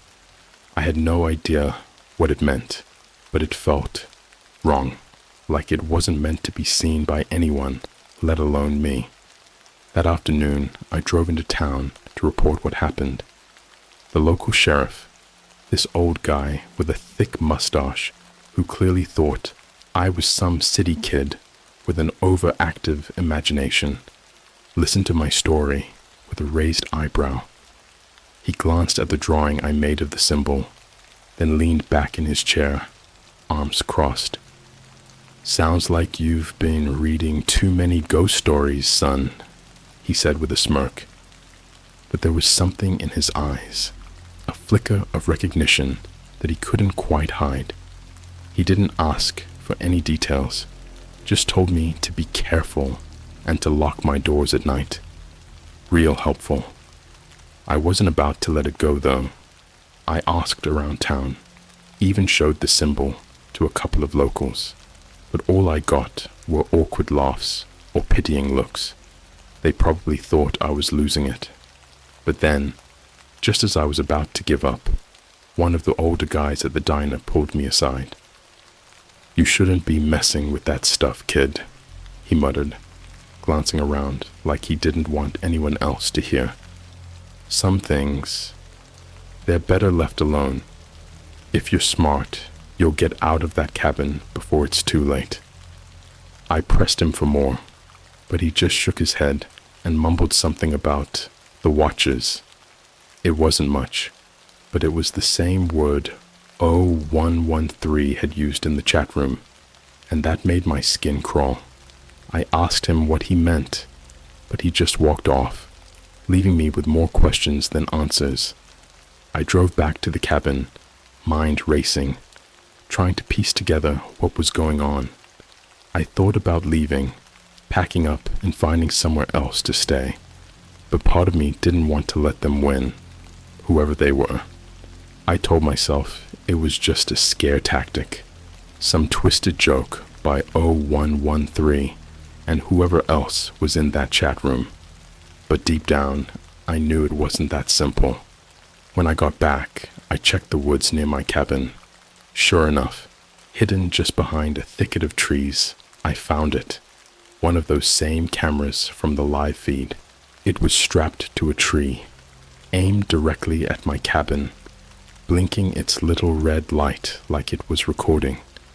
My hand shook as I ripped it down, feeling like I was tearing apart something much bigger than I understood. That night, I couldn't bring myself to sleep in the bedroom with the windows, so I crashed on the couch in the living room, where I could keep an eye on the door. But around midnight, just as I was starting to drift off, I heard it again, that same tapping sound, coming from the back window. My heart pounded as I crept toward the noise, poker in hand. This time, I didn't bother looking through the window. I just flung open the back door, ready to swing at whoever or whatever was out there. But there was no one, just the cold night air and the rustling of the trees. I took a step forward, feeling stupid, when something crunched beneath my boot. I looked down and felt my breath catch. It was a small, handheld radio, one of those old-school walkie-talkies with a cracked casing. It looked like it had been left there on purpose. I picked it up, feeling its weight in my hand.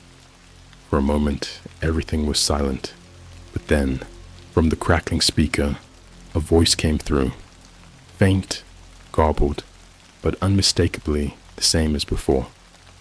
If you want to live, don't look at them. Then just static. My hand shook as I turned it over, noticing a hastily scratched number on the back. It was a frequency, like it was meant to tune into something. I took the radio inside and adjusted the dial, but all I got was static at first. Then, after a few minutes, there was a new voice, one I hadn't heard before.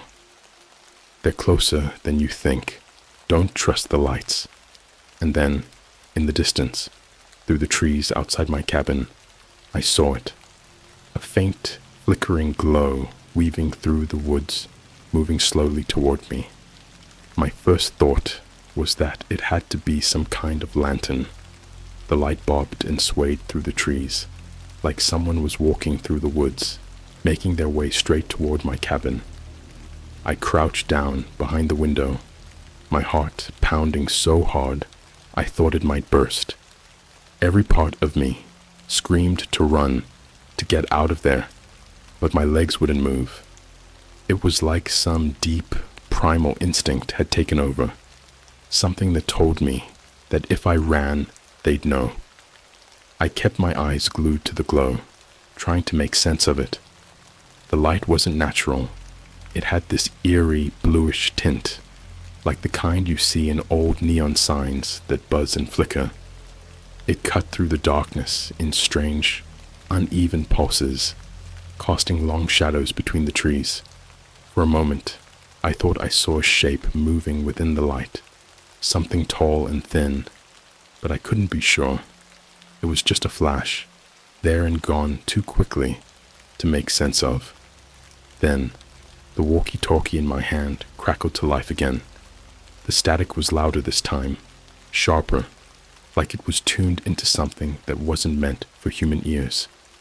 Amid the hiss, I heard it, a faint whisper, distorted but clear enough to make out the words. It's not what you think. Don't let it in. I clutched the radio tighter, my hands slick with sweat. The glow kept getting closer, now only a few dozen feet away from the edge of my yard.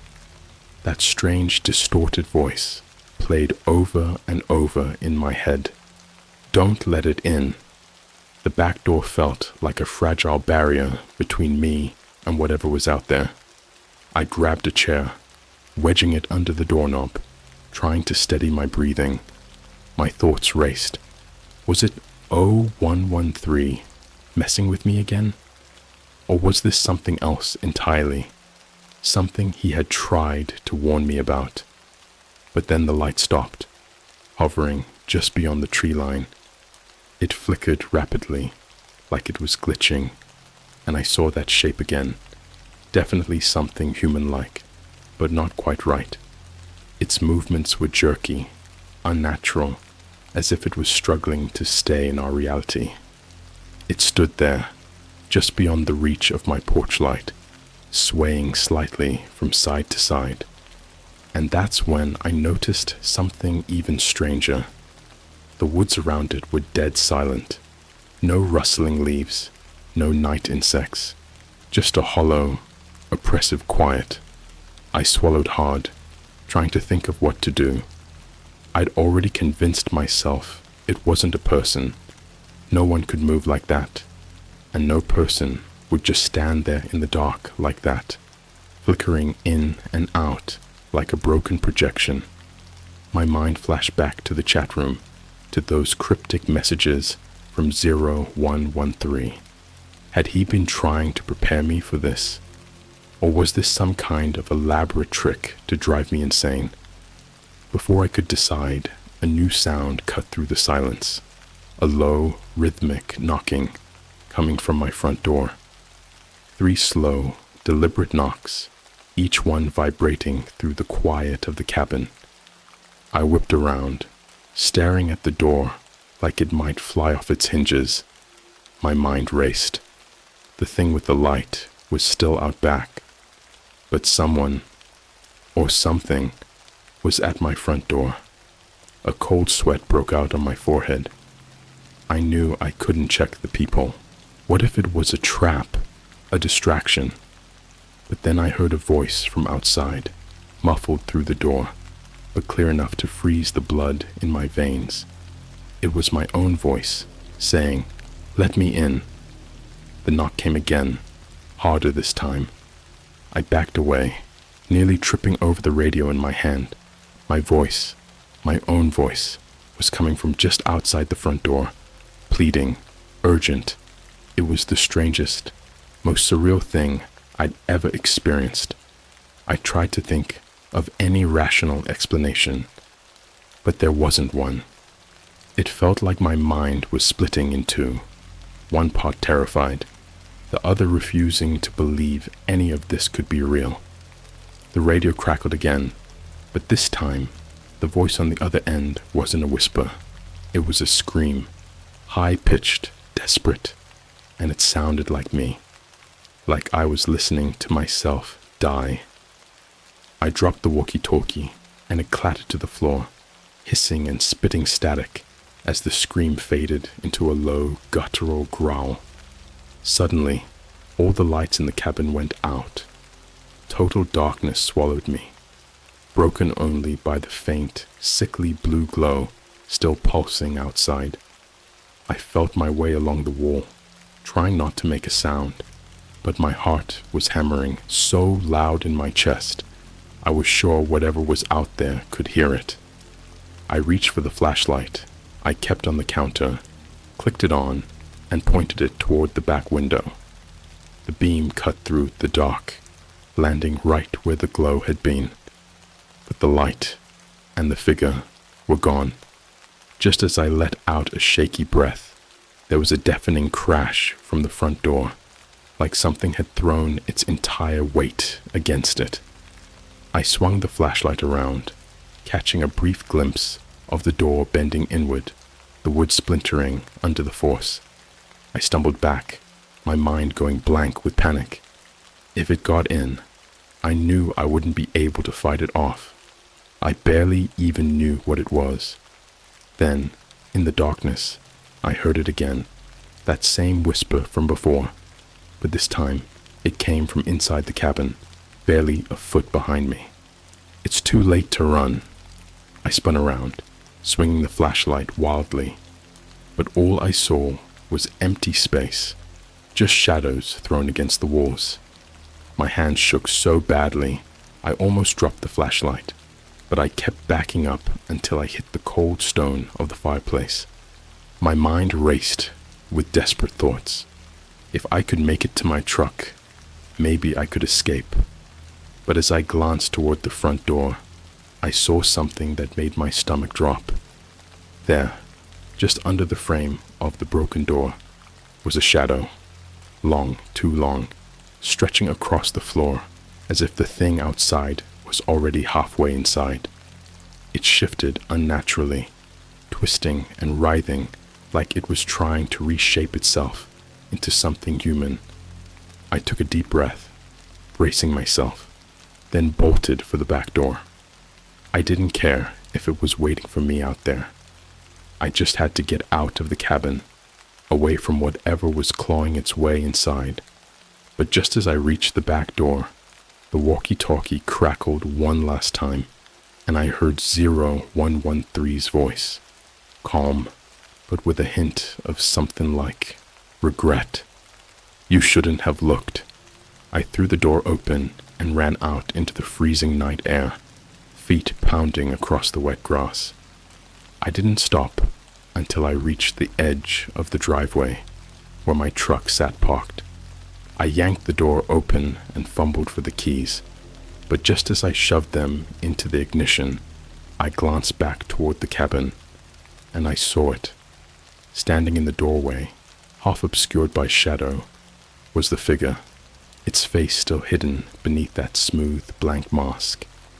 It raised a hand slowly, almost like it was waving, but its other arm, longer than it should have been, stretched out past the doorway, clawing at the edge of the cabin like it was trying to drag itself forward.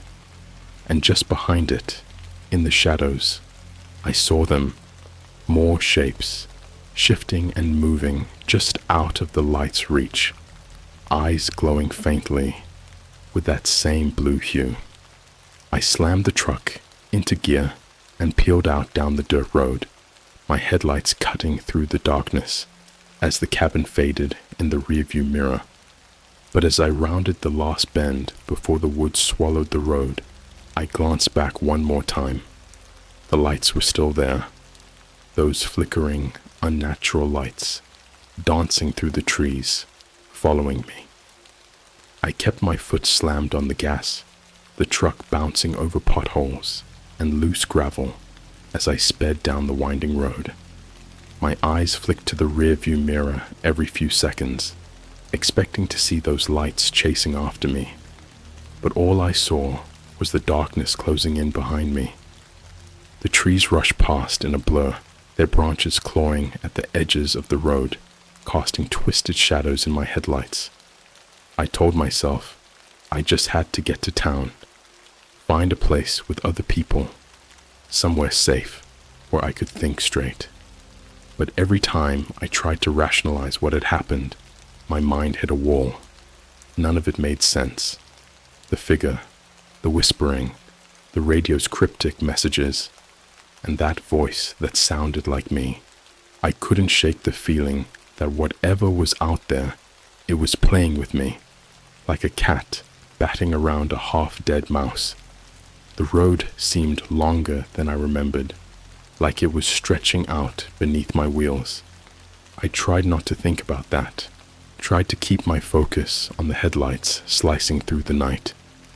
But the trees kept getting denser, pressing closer to the road, the branches interlocking overhead until they formed a tunnel of blackness.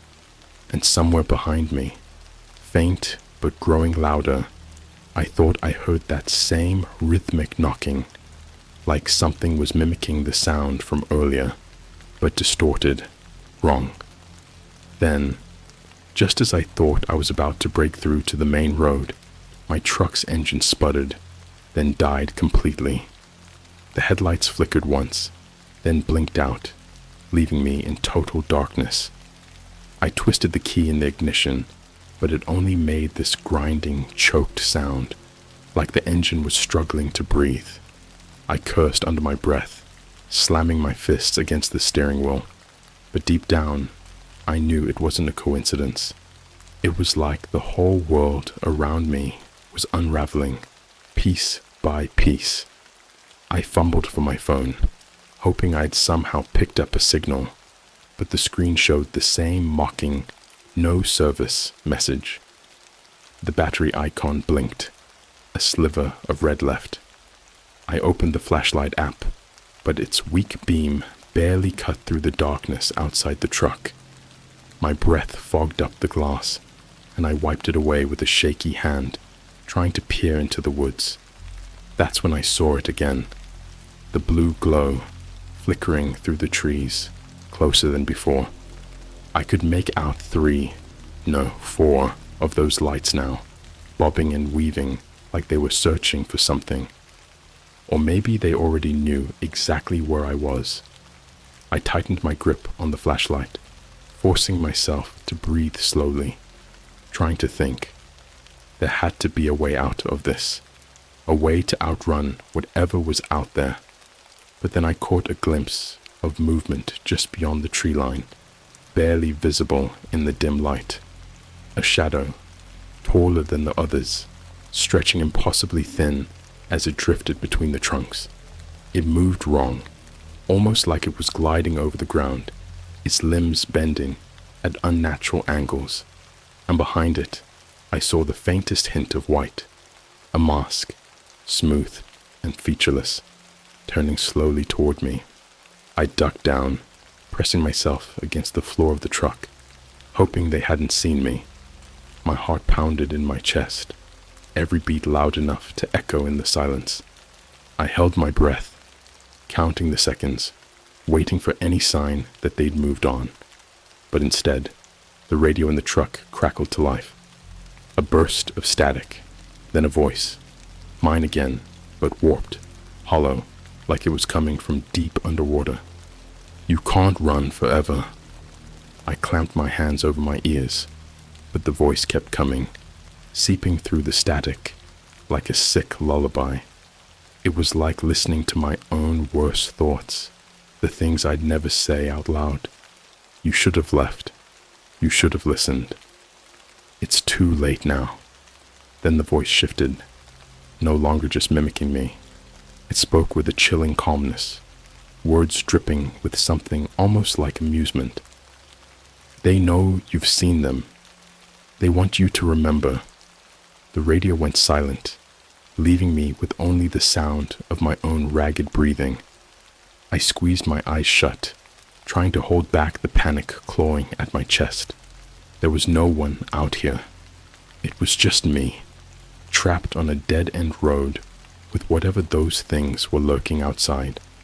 After what felt like an eternity, I forced myself to sit up, peering out through the windshield. The blue lights were gone, but the woods still felt wrong, like the darkness between the trees was deeper than it should have been. I knew I couldn't stay in the truck. If they'd cut the engine, they could easily do more. I needed to keep moving, even if it meant heading out on foot. I grabbed my flashlight, then opened the door slowly, wincing at the loud creak it made. For a moment, everything stayed still, like the woods were holding their breath. Then, in the distance, I heard the crunch of leaves, slow and deliberate, coming closer. I slipped out of the truck, sticking to the shadows along the edge of the road, hoping I could make it to town without drawing attention. But with every step I took, that feeling of being watched grew stronger, like eyes pressing in on me from all sides.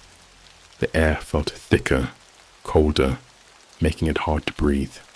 I kept glancing over my shoulder, expecting to see those lights reappear, but the darkness stayed empty. Somehow, that felt worse. After what felt like an hour of walking, I finally saw a break in the trees up ahead. Relief washed over me. I must have reached the main road, but when I stumbled out into the clearing, my blood ran cold. There, in front of me, was my cabin. At first, I thought I'd gotten turned around, that I'd been walking in circles without realizing it. But as I stepped closer, I noticed the details were wrong. The windows were shattered, glass glittering on the porch like broken teeth. The front door hung open, swaying slightly in a breeze I couldn't feel. And above the door, carved deep into the wood, was that same symbol, the triangle with the eye. It felt like some twisted reflection of my own home, a place where the shadows had taken over. But the worst part, the truck was there too, parked haphazardly, with its driver's side door still hanging open, just as I'd left it. I took a shaky step back, my mind reeling. There was no way this could be real. I had walked straight away from the cabin. There was no turning around. Yet here it was, like it had been waiting for me, like I had never left at all. The flashlight flickered in my hand, then cut out entirely, leaving me in pitch blackness. And then, from behind me, I heard it again, the sound of my own voice, whispering softly from the shadows. "You can't leave. Not yet." I turned around slowly, shining the dying beam of my flashlight into the trees. The glow struggled against the darkness, barely making it more than a few feet. And there, just beyond the edge of the light, I saw them, those pale, featureless masks. They hovered in the shadows, the shapes behind them too distorted to be human, twisting and bending with the sway of the trees. I backed up, stumbling over the roots beneath my feet, but the masks didn't move. They just watched, heads tilting slightly in unison. And then, as I reached the porch, one of them lifted a hand, pointing directly at me with a bony, outstretched finger. The walkie-talkie crackled to life again, but this time, I didn't pick it up. I couldn't bring myself to hear what it had to say. Instead, I slammed the cabin door shut behind me, locking myself inside that broken, twisted version of my own home. I could hear them outside, the crunch of their footsteps circling the cabin, the faint rustle of branches snapping underfoot. And through the broken window, a voice drifted inside, too clear, too close. It wasn't mine this time. It was 0113's, calm and cold. "Welcome back. We've been waiting for you." I pressed my back against the door, forcing myself to keep quiet, to listen. Outside, the footsteps circled the cabin, slow and deliberate, like they had all the time in the world. The flashlight in my hand was barely a sliver of light now, casting faint, flickering shadows on the warped walls of this impossible version of my home. My mind raced, trying to make sense of what was happening, but every thought just led me back to the same realization. I was trapped. I glanced around the cabin, searching for anything I could use. A weapon, a way out, but everything felt wrong, like I was in a place that only looked like my cabin, a place that wore the skin of reality, but was hollow underneath. The furniture was all in the same places, but the angles were off, the shadows too long, stretching into corners that shouldn't exist. And then I noticed something I hadn't before. Sitting on the table, next to a rusted old lamp that I definitely didn't own, was a notebook. Its cover was cracked, the pages yellowed with age.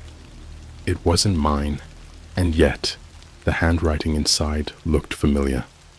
Trembling, I flipped through it, and my breath caught in my throat.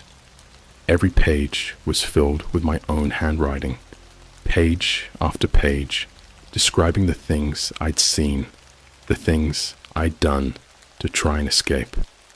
But some of the entries, I didn't remember writing.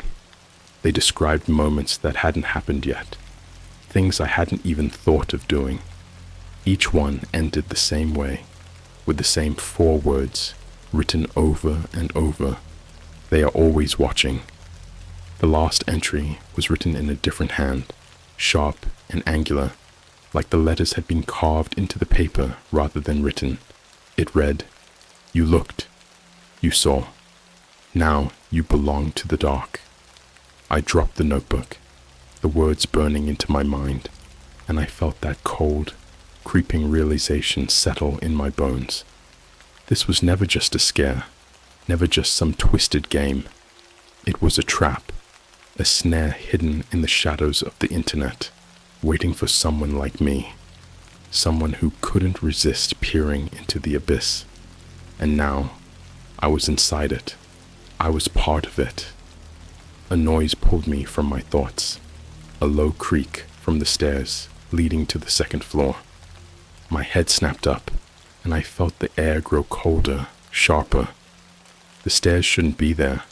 My cabin was a single story.